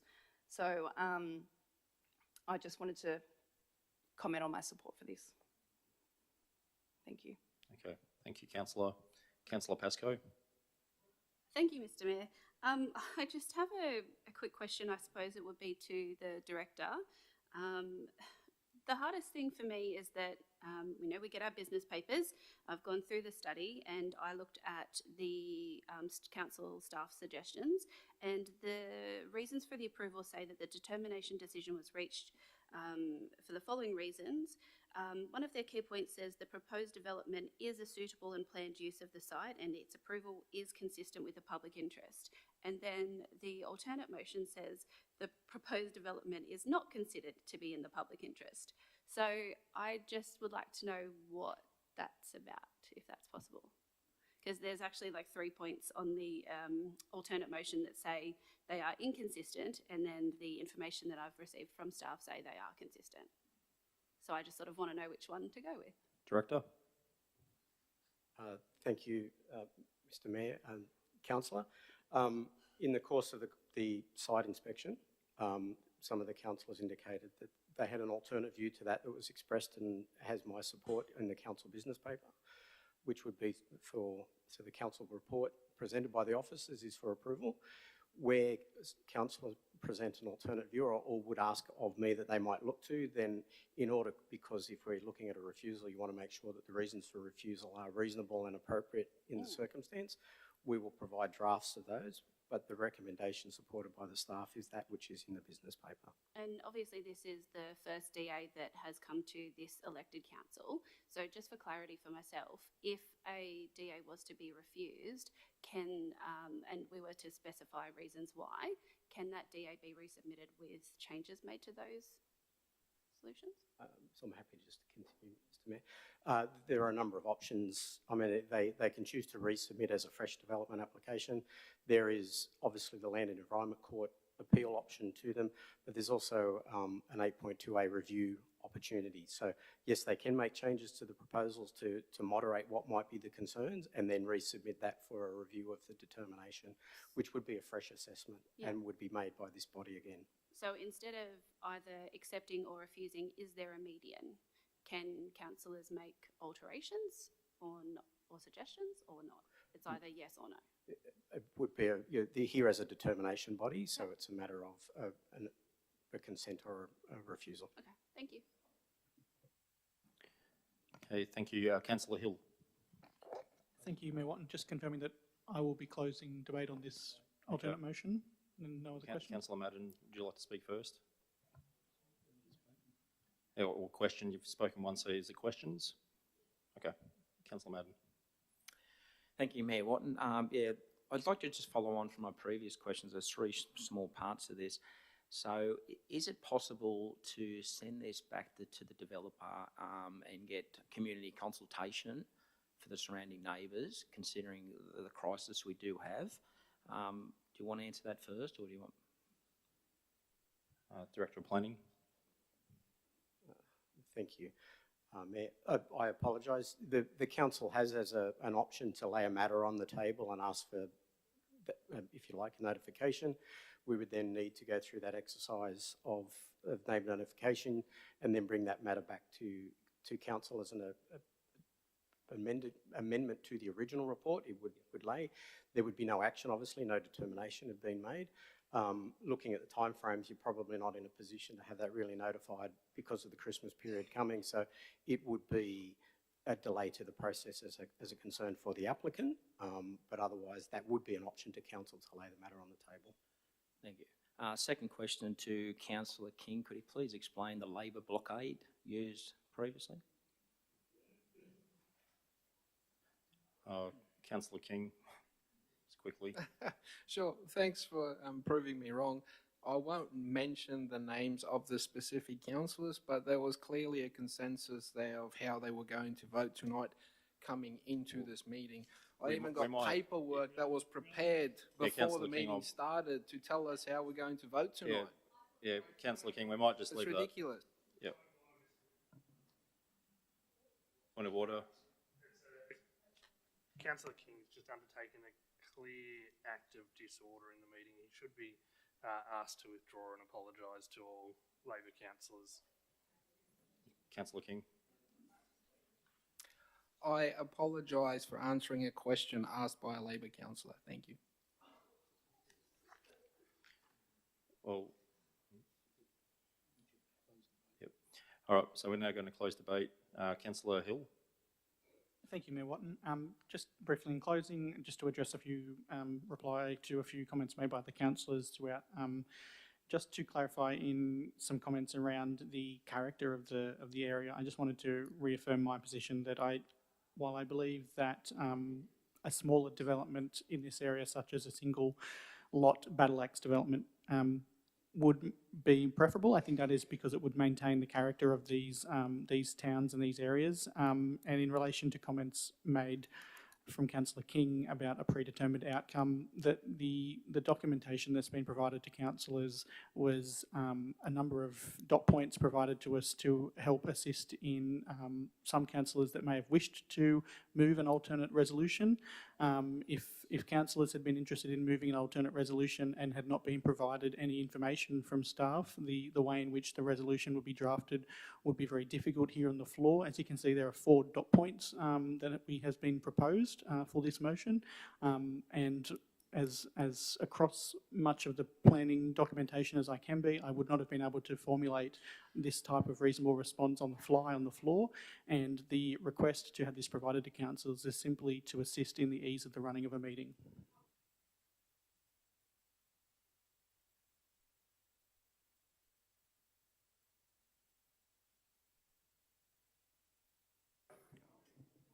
Yeah, gallery, I will remind you that, you know, we are in open session, we are being recorded, so as please remains respectful.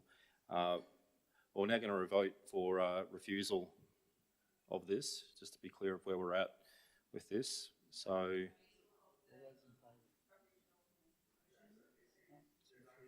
it's a refusal.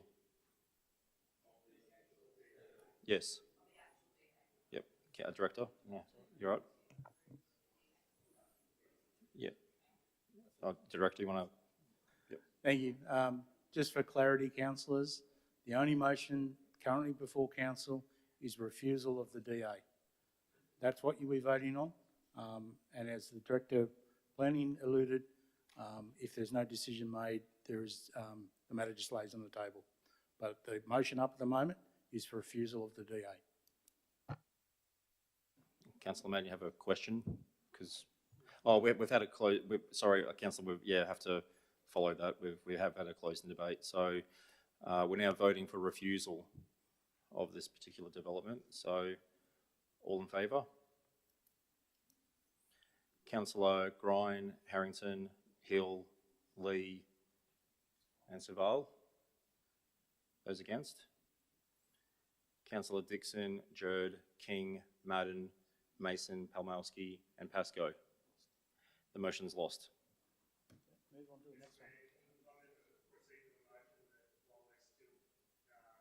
Before moving to the next item, we consider an alternate motion in relation to report PE 22.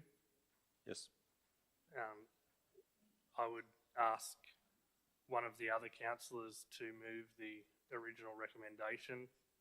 Councillor King or someone that was vocal in supporting the original recommendation may want to move that way. Anyone like to move? Councillor King? Approving the DA. So we're going to because move at the forward moment there's nothing. Yep. So we now have to move to an actual resolution of this matter. So Councillor King, do you want to speak quickly? Yes, I'm happy to move the motion. Thank you, Okay. Councillor. Now we seconder. Councillor Palmowski. Now we'll vote on the original recommendation. Those in favour? Councillor Dixon, it's in favour. Yeah, approval for the DA. Yeah. Councillor Dixon, King, Madden, Mason, Palmowski, Pascoe, and Watton. Those against? Councillor Grine, Harrington, Hill, Jerd, Lee, and Saval.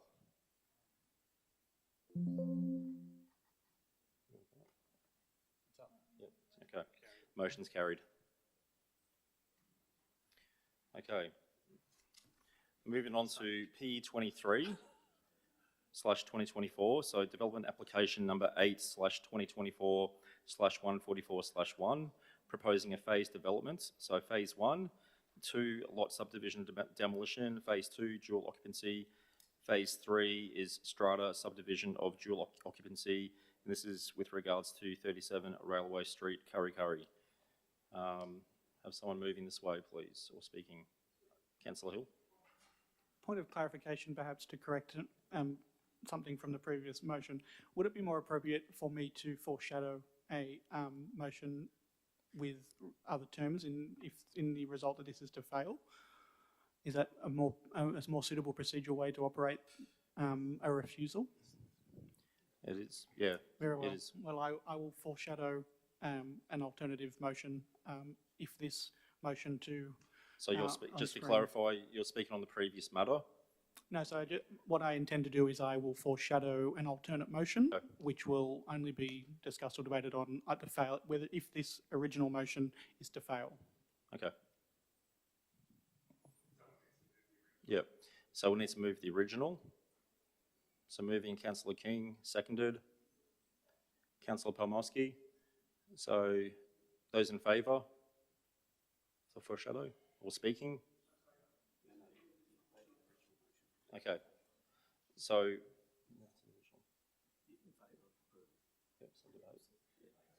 all right, so we're now going to debate that motion. Yep. Any questions on this? Councillor Harrington.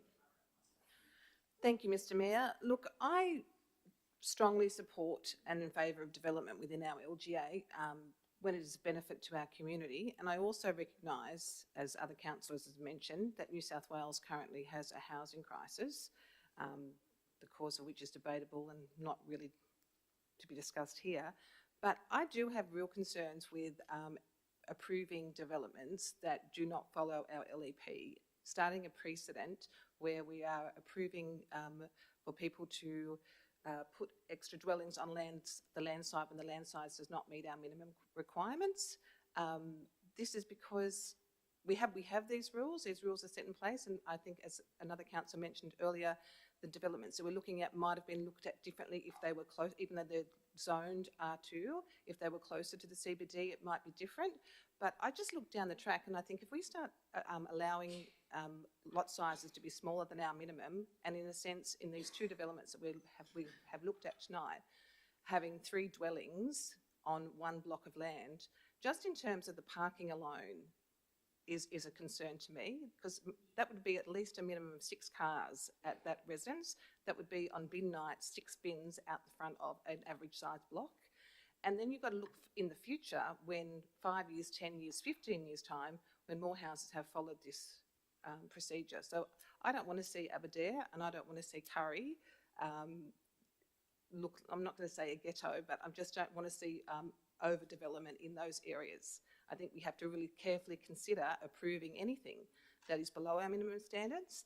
And I think we need to, as I mentioned earlier, notify the neighbouring addresses and residents and owners of these developments, because I certainly, if I was in Railway Street, Kurri, next door, I would have wanted to know that a 2-storey duplex was going to be overshadowing my backyard. And another point I do want to make, which came to light when I was at the site inspection today, is that council, and I'm not sure why or if they ever have, but the occupants of those houses, that the 10 of us were standing out the front in high vis, were not made aware that we were visiting. And I just think it is, we should notify the occupants of these site inspections that we attend by writing. Yeah, because I would be, again, not bothered by, I would be bothered by 10 people standing at the front of my house in high vis pointing at my property, and I'm unaware of their reasons for being there. That is all. Okay. Thank you. Thank you, Councillor Harrington. Councillor Hill. Thank you, Mayor Watton. I think perhaps my comments will echo those of Councillor Harrington and those made in the previous DA. In following from that, I also find myself unable to support this development application under the similar sorts of guidelines, as I've talked about before. I think this one more so than the Aberdare development, with the rear duplex being one that is two-storey on this block, is what I would consider an overdevelopment of this block. I think if this had come to us as a proposal with a single house on the rear, making it more akin to what already exists in areas like this surrounding this property of two houses, each on about a 450 or thereabouts subdivided battle axe block, I think that would be more suitable to the character of the area and the social impact of the community. However, as it currently stands in its format, I think that this proposal is not suitable. And while I do agree that with other statements from the councillors that the state is in a high demand period for housing, I think that in our current urban release areas that we have, being Bellbird, being Huntlee, areas still in Head and Greta, and ongoing urban investigation areas in Sawyers Gully, into the future Nolkaba and Loxford, I think that council has the ability, as it stands, to continue meeting the state requirements for housing through those greenfield sites, which will allow us over the period of the next 5 to 10 years to help develop and encourage the type of development to this density that I think our council should see in the more centralised CBD areas of our townships. Councillor Madden. Thanks, Mayor Watton. Although I did support the single-storey duplex in Aberdare, I do have concerns about the two-storey duplex. But for the directors, I believe there's 3 other developments in the LGA that have not met the guidelines previously. Is any of those developments a two-storey at all, in a similar situation to what we're seeing here? Director. I'd have to take that on notice and do some research in relation to that. So I can't answer that definitively at this point. Yeah, okay. I think I read it in the notes. I didn't actually write it down what line it was or what page in the notes, but yeah, without that information, I can't support a two-storey duplex. Okay. No further questions? No. Okay. Councillor King. I just have a question for the Director of Planning and Environment, if I could.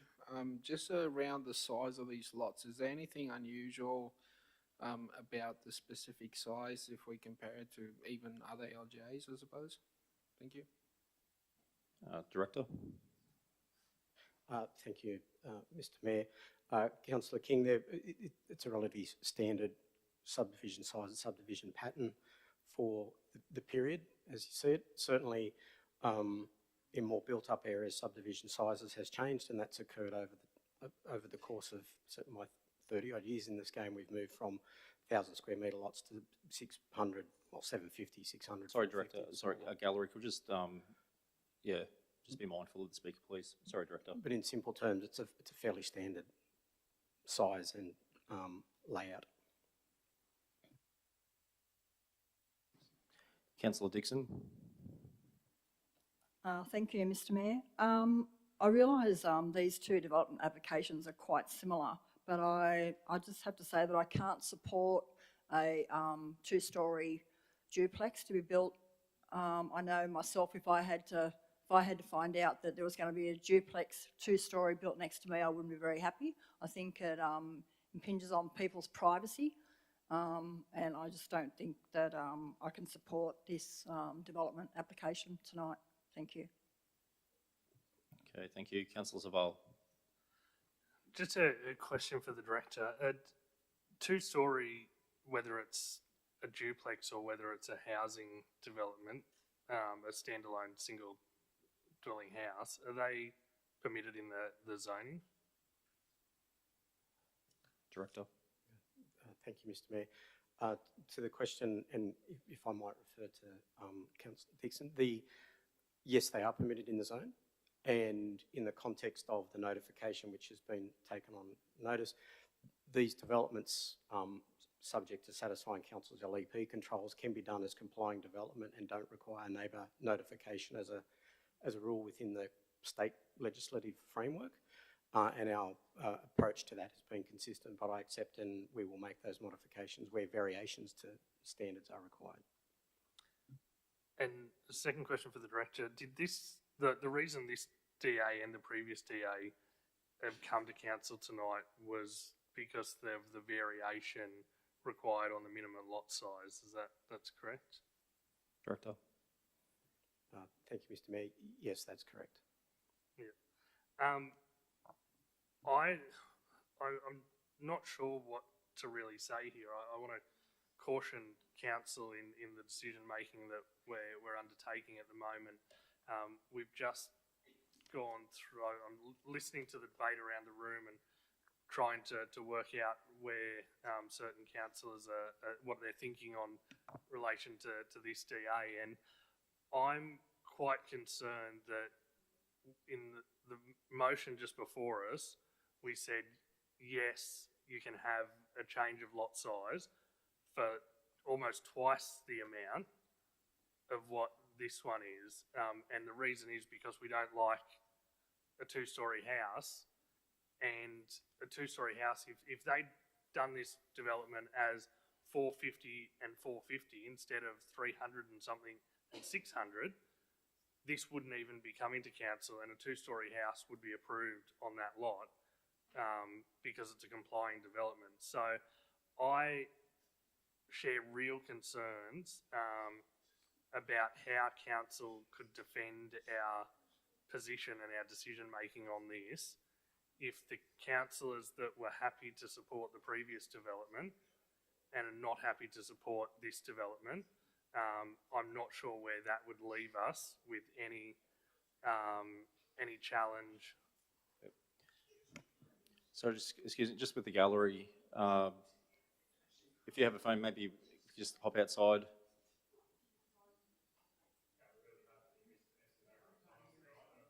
Thank you. Just need to, if we could turn the phones on silent and things like that. Thank you. Thank you. Councillor. Yeah, as I was saying, I would find it really hard to defend our decision making should either of these be challenged, and I'm sure the director would as well should there be an appeal to either of those, either of these DAs. So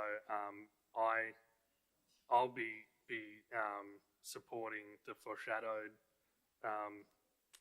motion that was put forward by Councillor Hill, that he's foreshadowed already that as an alternate motion should this original motion in front of us not be supported. But I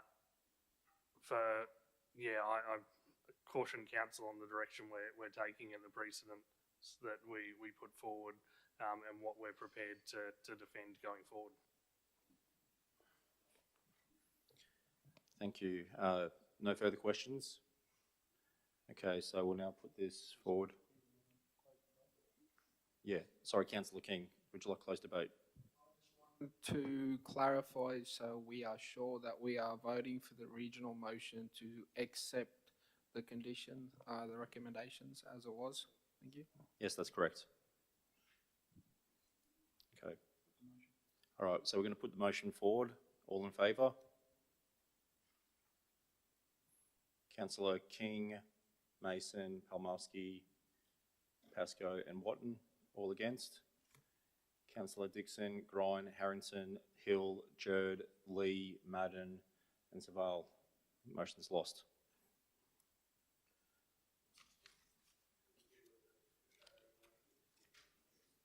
Yep. So we'll deal with the foreshadow motion. Councillor Hill. Thank you, Mayor Watton. I'd like to move the foreshadowed motion as before just to review what is up there on the screen. The points there are for a refusal of this development application under similar grounds as to the previous DA. I'll talk briefly on this one. Yeah, seconder, please. Councillor Lee. Thank you, Mayor Watton. This development in a similar vein to the previous one, whilst having a smaller variation on the minimum lot size for the front block, I think displays a greater level of overdevelopment in regards to the duplex at the rear of the property. Once again, I would reiterate that my concerns are often in line here on this issue with Councillor Harrington in regards to the impact that the number of occupants, especially of the rear duplex, will have on our services and on servicing a block of that size, going from a block that currently houses one property to a block that will house three in this location.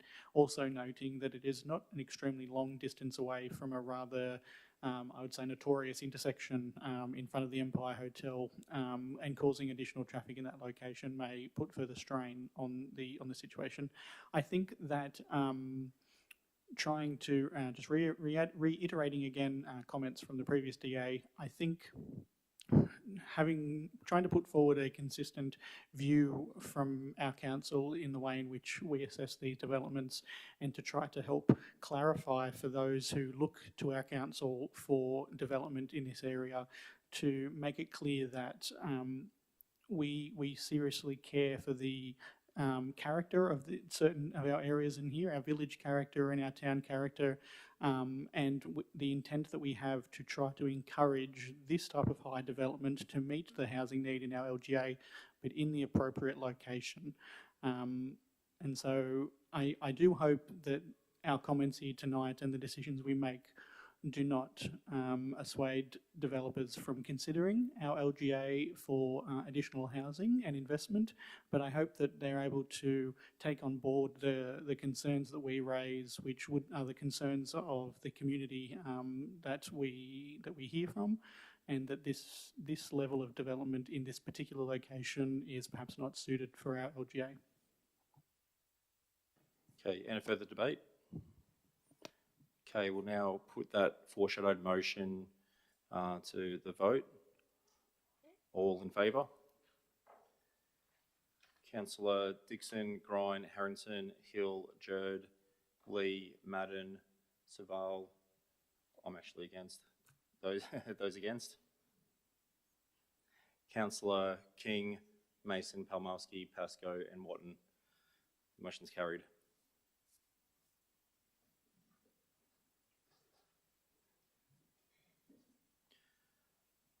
Okay, moving on to PE 24/2024. It's the planning proposal. It's 18/2022/61. It's the reclassification, rezoning of council land post exhibition. Have someone moving that way, please. Speaking. Yep, Councillor Hill. Just grab a second if you want first. Yep, seconder, please. Councillor Pascoe. Thank you, Mayor Watton. Just to, for the benefit of the gallery and to those watching from home, to speak a little on what this report means and what it covers in the reclassification of land.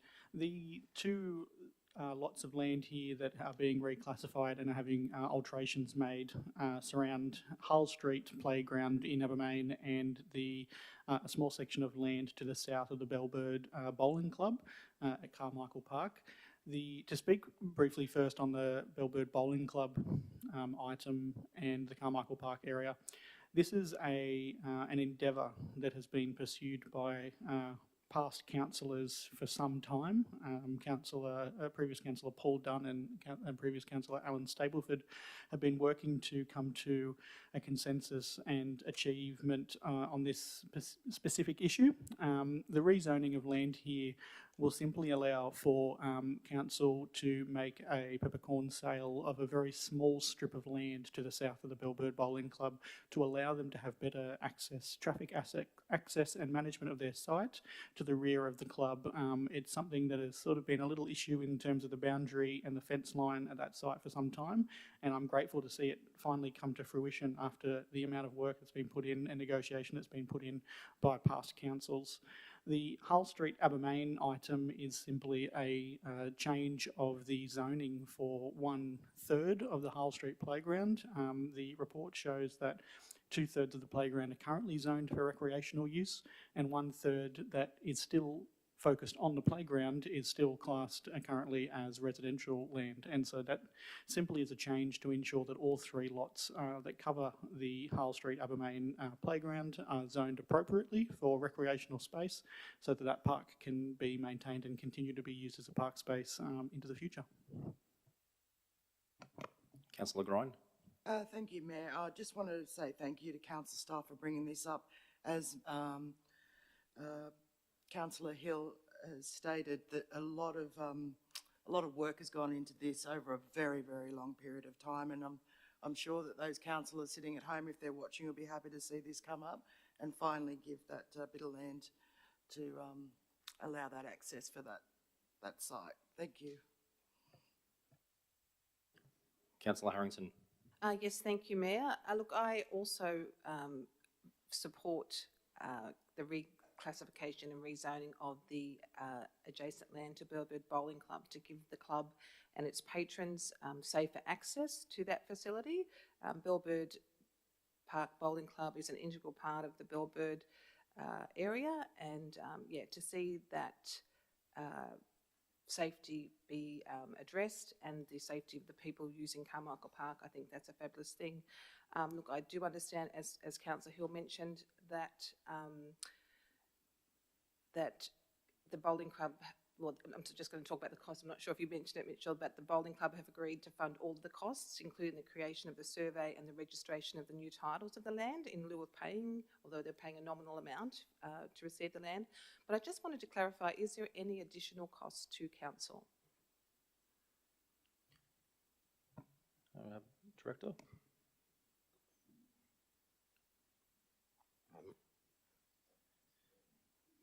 There you go. These are one of those joyous ones where the negotiations are done by my colleagues and we follow the process to get the planning, and the exercise is to have those costs not borne by council. So I would ask the question of others, but I can come back to you, but the general principle is that it's not a cost to council. Thank you. And just one other issue regarding the rezoning of the land at Belbird Park Bowling Club. I noted in the council papers that a public hearing, and here I know I am going on again about community consultation, but it's kind of my thing. I noticed that a public hearing was held here at council in the room to my right and there was 0 attendance. And I'm just thinking surely we could look at perhaps in the future choosing venues that are more accessible or closer to the development or the issue that we are addressing. Yeah, and regarding the Hull Street playground, I'm just wanted to know, understand the background, but what, let me have a look here. Yeah, are there any financial implications for council with the reclassification of that 3rd block? And what form of public notification has been undertaken, and why are we reclassifying it now when it's been like that for such a long time? Director. Thank you, Mr. Mayor. Councillor, my understanding is these anomalies, and in this case the anomaly has existed for some time. The adjustment of the classification is done in order to enable council to either sell or licence or lease the land, and there are restrictions in relation to community land not being able to be sold, must be operational, so you would reclassify. That process then requires public exhibition, public notification and public hearings. So it's both a combination of newspapers, letterbox drops and the public hearing.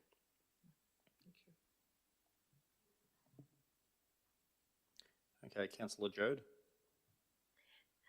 Thank you, Mr. Mayor. I just wanted to quickly say I'm in support of this motion tonight. I actually have been out to this site with yourself when we went to the big morning tea, and honestly, the driveway access to that is actually quite,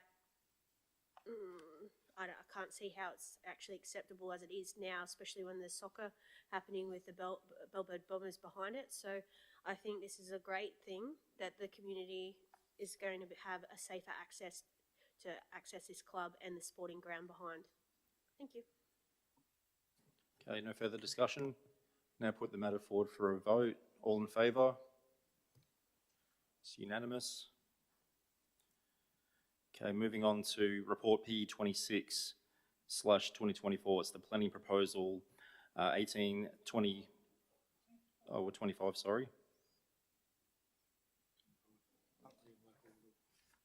Oh, we've got a typo on this one.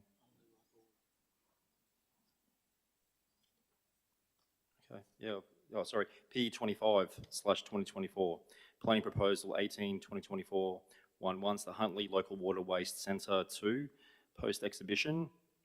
Can I have someone moving that way, please? Councillor Pascoe, seconded. Councillor Saval, any discussion? Councillor Judd. Thank you, Mr. Mayor. I've just got a few sort of questions that I've had from the community of Huntlee that have reached out to me. As the Huntlee development is meant to house between 20,000 and 25,000 people, not including those who work there, has there been any consideration of the cumulative, well, I hope I said that right, I'm dealing with hay fever tonight, so sorry, sewer generation from this development and the wastewater treatment threshold to obtain an environmental protection licence through the New South Wales EPA being 250 persons. Currently, residents have raised concerns that they are not able to report odours from the facility, and we would like the Huntlee development to provide an answer why they are not seeking an environmental protection licence, as any volume of person over 2,500 for wastewater treatment activities is a scheduled activity under Schedule 1 of the Protection of the Environmental Operations Act and regulated through the New South Wales EPA to ensure the same compliance and regulatory requirements as is expected of Hunter Water. It also does not appear that redundancy has been considered in their approach to wastewater treatment management, firstly within the development or potential growth in the existing village of Catherine's Landing and Town Centre. What if the current plant goes offline? Are they going to connect the new plant to the old one? Absolutely, that would exceed the trigger to hold an environmental protection licence. My question for Huntlee would be, why have they proposed to avoid a very standard regulatory approach through the EPA, placing the responsibility onto council if there is an environmental incident? This includes odour. Huntlee residents don't even know who they can call when the smell is wafting through their homes. How close will homes be to this plant? None of what is in the enclosure. And a subsequent question, why isn't an approach with greater redundancy and connection to Hunter Water network considered in this proposal? Okay, so we've got a few questions there, Director. Thank you, Mr. Mayor. I'm happy to have those questions, and we can put those to both Hunter Water and to Huntlee and their development agency. Yep. At this point, what we're talking about is simply enabling the land to be used for that purpose. There will then be subsequent applications required, be they through, my expectation is through the state significant development process, where those opportunities will again be provided to the broader community to contribute as well as to council. So this enables the land simply to be used for that purpose. It doesn't approve the sewer treatment plant or any other uses. It just enables it to be used for that, subject to consent being sought. Yep. I'm happy if you want to put those forward and we can pass those on to those bodies. Awesome. That was going to be my next question if you wanted me to send it through to you. Awesome. Thanks, Peter. Sorry, Director. Councillor Mason. Thank you, Mayor Watton. I've received the same questions, possibly from the same resident. So, and I have received a response from council on these. So, if I may, I might read some of those responses, Mayor Watton, just for the benefit of councillors and the public as well. So the first question was: Is there a regulator that governs these privately owned and managed water treatment centres? If not, what recourse do residents have concerning making complaints regarding odour, leaks, etc. in need? And are contact details of the owner operator available to the public? And the response from council was that Huntlee Local Water Centre is managed by Altogether Group Proprietary Limited, who have a licence issued by the New South Wales Minister for Water, Property and Housing under the Water Industry Competition Act 2006. The Independent Pricing and Regulatory Tribunal, IPART, licenses and regulates private water utilities in New South Wales. Altogether Group currently have a network operator and retail supplier licence under the WIC Act. Sewage treatment systems with a processing capacity of 750 kilolitres per day are a scheduled activity under the POEO triggering an EPA licence. This facility is above this capacity. Altogether Group have publicly available contact information on their website to allow the public to get in contact in need. The second question was, has there been any consideration around the cumulative sewer generation from this development and the wastewater treatment?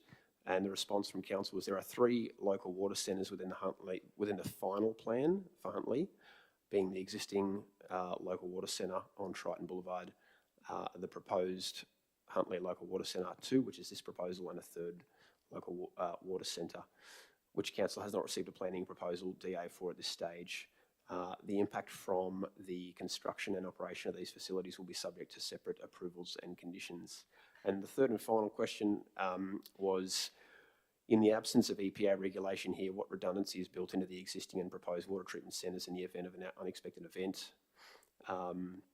There's a concern around unregulated satellite water treatment centres and what will become a substantial proportion of the LGA. And the response from council was altogether Group's licence under the WIC Act has several conditions relating to monitoring and quality safety systems and reference to New South Wales health requirements. The design of the local water centre incorporates features to manage the risk of unexpected events. As part of the indicative reference design, a backup generator and storage tanks are included. The 3 local water centres will be interconnected to allow for a more reliable system. In unexpected events, the local water centre operations can be spread between these 3 centres or managed within a specific part of the system. And in an absolute worst case scenario, Huntlee local water centres would be able to anchor to Hunter Water to help manage the sewage. Thank you, Mayor Wharton. Okay, Director, did you have a comment on any of the questions? Thank you, Mr. Mayor. Thank you for the questions we went through. We believe it will be end up being licensed by EPA, but I would take the point that the questions are still worthy of being put to the agencies, so I'm happy to take that on from Councillor Jerd as well. Okay, Councillor Savald. Thank you, Mayor Wharton.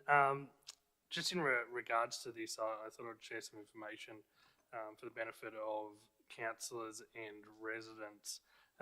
When this first was raised with council around the planning proposal, I took the opportunity to raise it with the New South Wales Minister for Water, Rose Jackson, in relation to the ongoing need for reticulated sewer in North Rothbury Historic Township. And the ability to connect that into this wastewater network. It was something that the Minister agreed to work with the department and the Altogether Group developers. It's through that process, it was actually made clear to me that Hunter Water are not involved in that process because Hunter Water are actually effectively a competitor.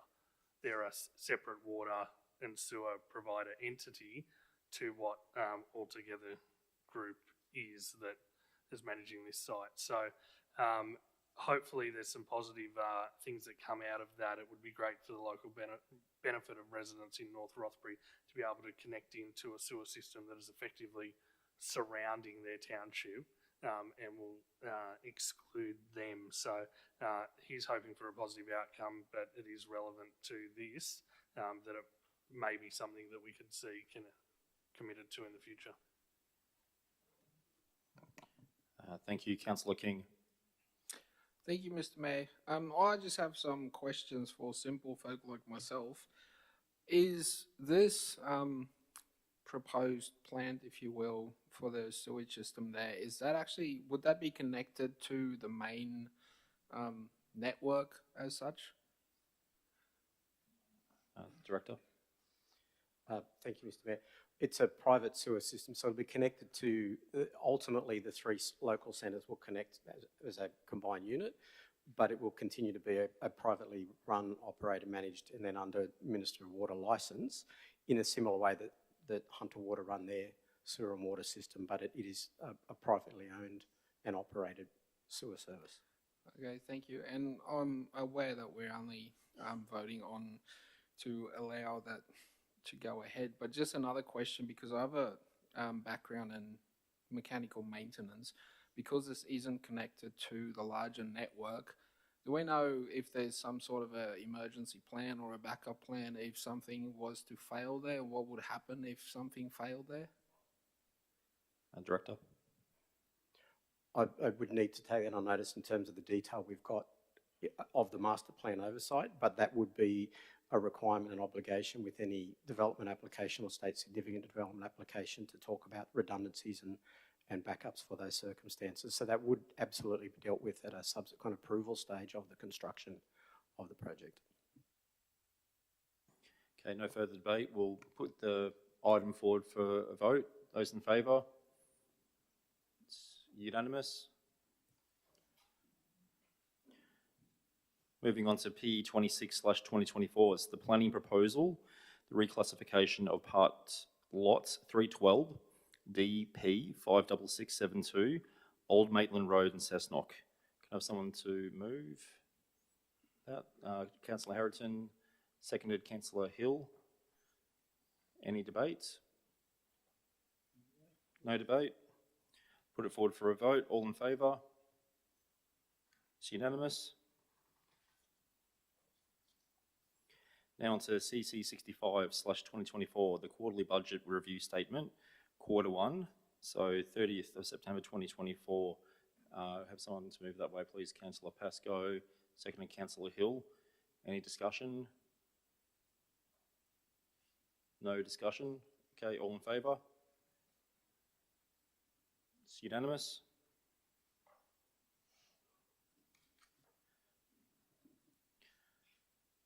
Moving on to CC 66/2024, September 2024 review of the 2022 to 26 delivery program. Have someone to move that. Councillor Pascoe, seconded Councillor Harrington. Any discussion? Councillor Harrington. Thank you, Mr. Mayor. I just would like to let council know that I did exclude this off Englobo because I did have a question that I wanted to raise, but I was able to speak to a council staff member earlier this afternoon and that's been addressed. So I apologise for wasting time.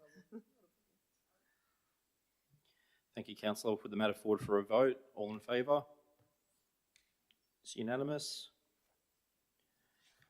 Moving on to WI 25/2024, it's the revocation of interim curb and gutter requirements, WI 72/2018. Have someone to move that. Councillor Hill, seconded. Councillor Pascoe. Any discussion? Councillor King. I just have a question. If someone could please explain just exactly, really short, to the public what this means, because it might be, misinterpreted, please. Yep. Director Works. Through you, Mr. Mayor. Thank you, Councillor King. So effectively, this is an interim curb and gutter requirement that was put in place in 2014, revised in 2016 and 2018, I think it was. And consequently, this interim has been absorbed into what is now the roadside drainage strategy of 2019. So the information is still relevant, but it's incorporated in the current strategy, not as part of an interim endorsement from Council back in 2014. Okay, no further debate. No questions. All in favour? It's unanimous. Any council reports? Councillor Pascoe. Hi. So I just wanted to share some happy news. So I've said on the 19th of November, but last night, Councillors Harrington, Dixon, along with Mrs. Courtney Watton and I attended a joint networking and charity event. It was put together by the local group Cessnock Women's Connect. If you would like to know more information about Cessnock Women's Connect, they do have a Facebook group. It is a voluntary committee. Anyone who is a lady can join. It's basically to try and build a network of people coming together to talk socially, network for businesses, and general health and wellbeing is mainly their focus. So earlier in the year, they held a health expo. It was a really good event for their first event. This one was a joint charity fundraiser for Jodie's Place and Share the Dignities It's in the Bag campaign. I just put a little bit of information, but there's lots on their website. Share the Dignities campaign It's in the Bag runs from November 15th until the 1st of December, and it encourages those who can to donate a bag filled with the 7 essentials to help make someone's Christmas shine a little brighter. Share the Dignity aims to collect 85,000 bags, and so far have collected a little over 10,000. And it's only been 4 days, so that's amazing to start. Last night, saw women from all over our LGA come together to network and raise awareness for this cause, and we managed to donate a further 35 bags towards the cause. The group also raised approximately $700 from a raffle and ticket sales on the night to be donated to Jodie's Place. And I've just put there, if anyone in the community is interested in more info or would like to donate to the It's in the Bag campaign, you can find information at the collection point at Cessnock Bunnings during their trading hours or at sharethedignity.org.au. Great, thank you, Councillor Pascoe. What a great event, what a great cause. Any other councillor reports? No? Okay, so now we'll look to move to go into confidential session. Could I have someone to move that way, please? Councillor Hill. Needs a second. Councillor Palmowski. All in favour? It's unanimous. Oh, sorry.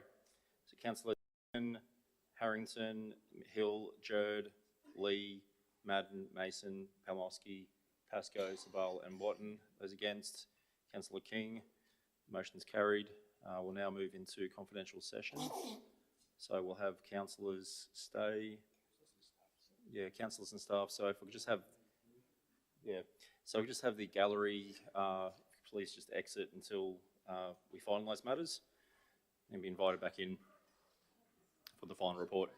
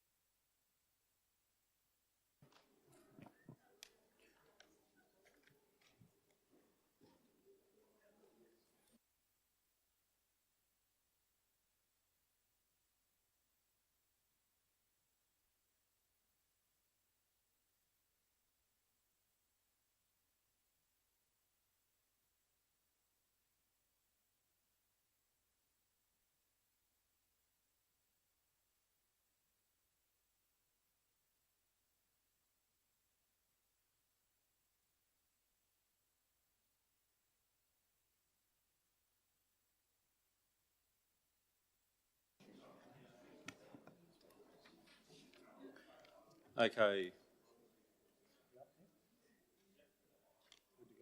Let's go.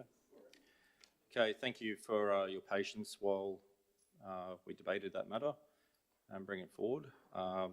So Councillor has resolved that with regards to the subject tender EOY T 2024-21 Wollombi Road Upgrade Project, construction stage 1, has approved the recommendations. Read the recommendations. That Council accepts the tender EOY T 2024-21 Wollombi Road Upgrade Project, construction stage 1 from Simul Infrastructure Party Ltd alternative offer for the lump sum of $38,950,524.93, excluding GST, subject to Council entering into a deed of agreement with Hunter Water to facilitate contribution of funds towards the construction contract and asset upgrades. Point 2, that Council authorises the General Manager to execute the deed of agreement with Hunter Water. And point 3, that Council delegates authority to the General Manager to approve tender variations within the project budgets. Okay.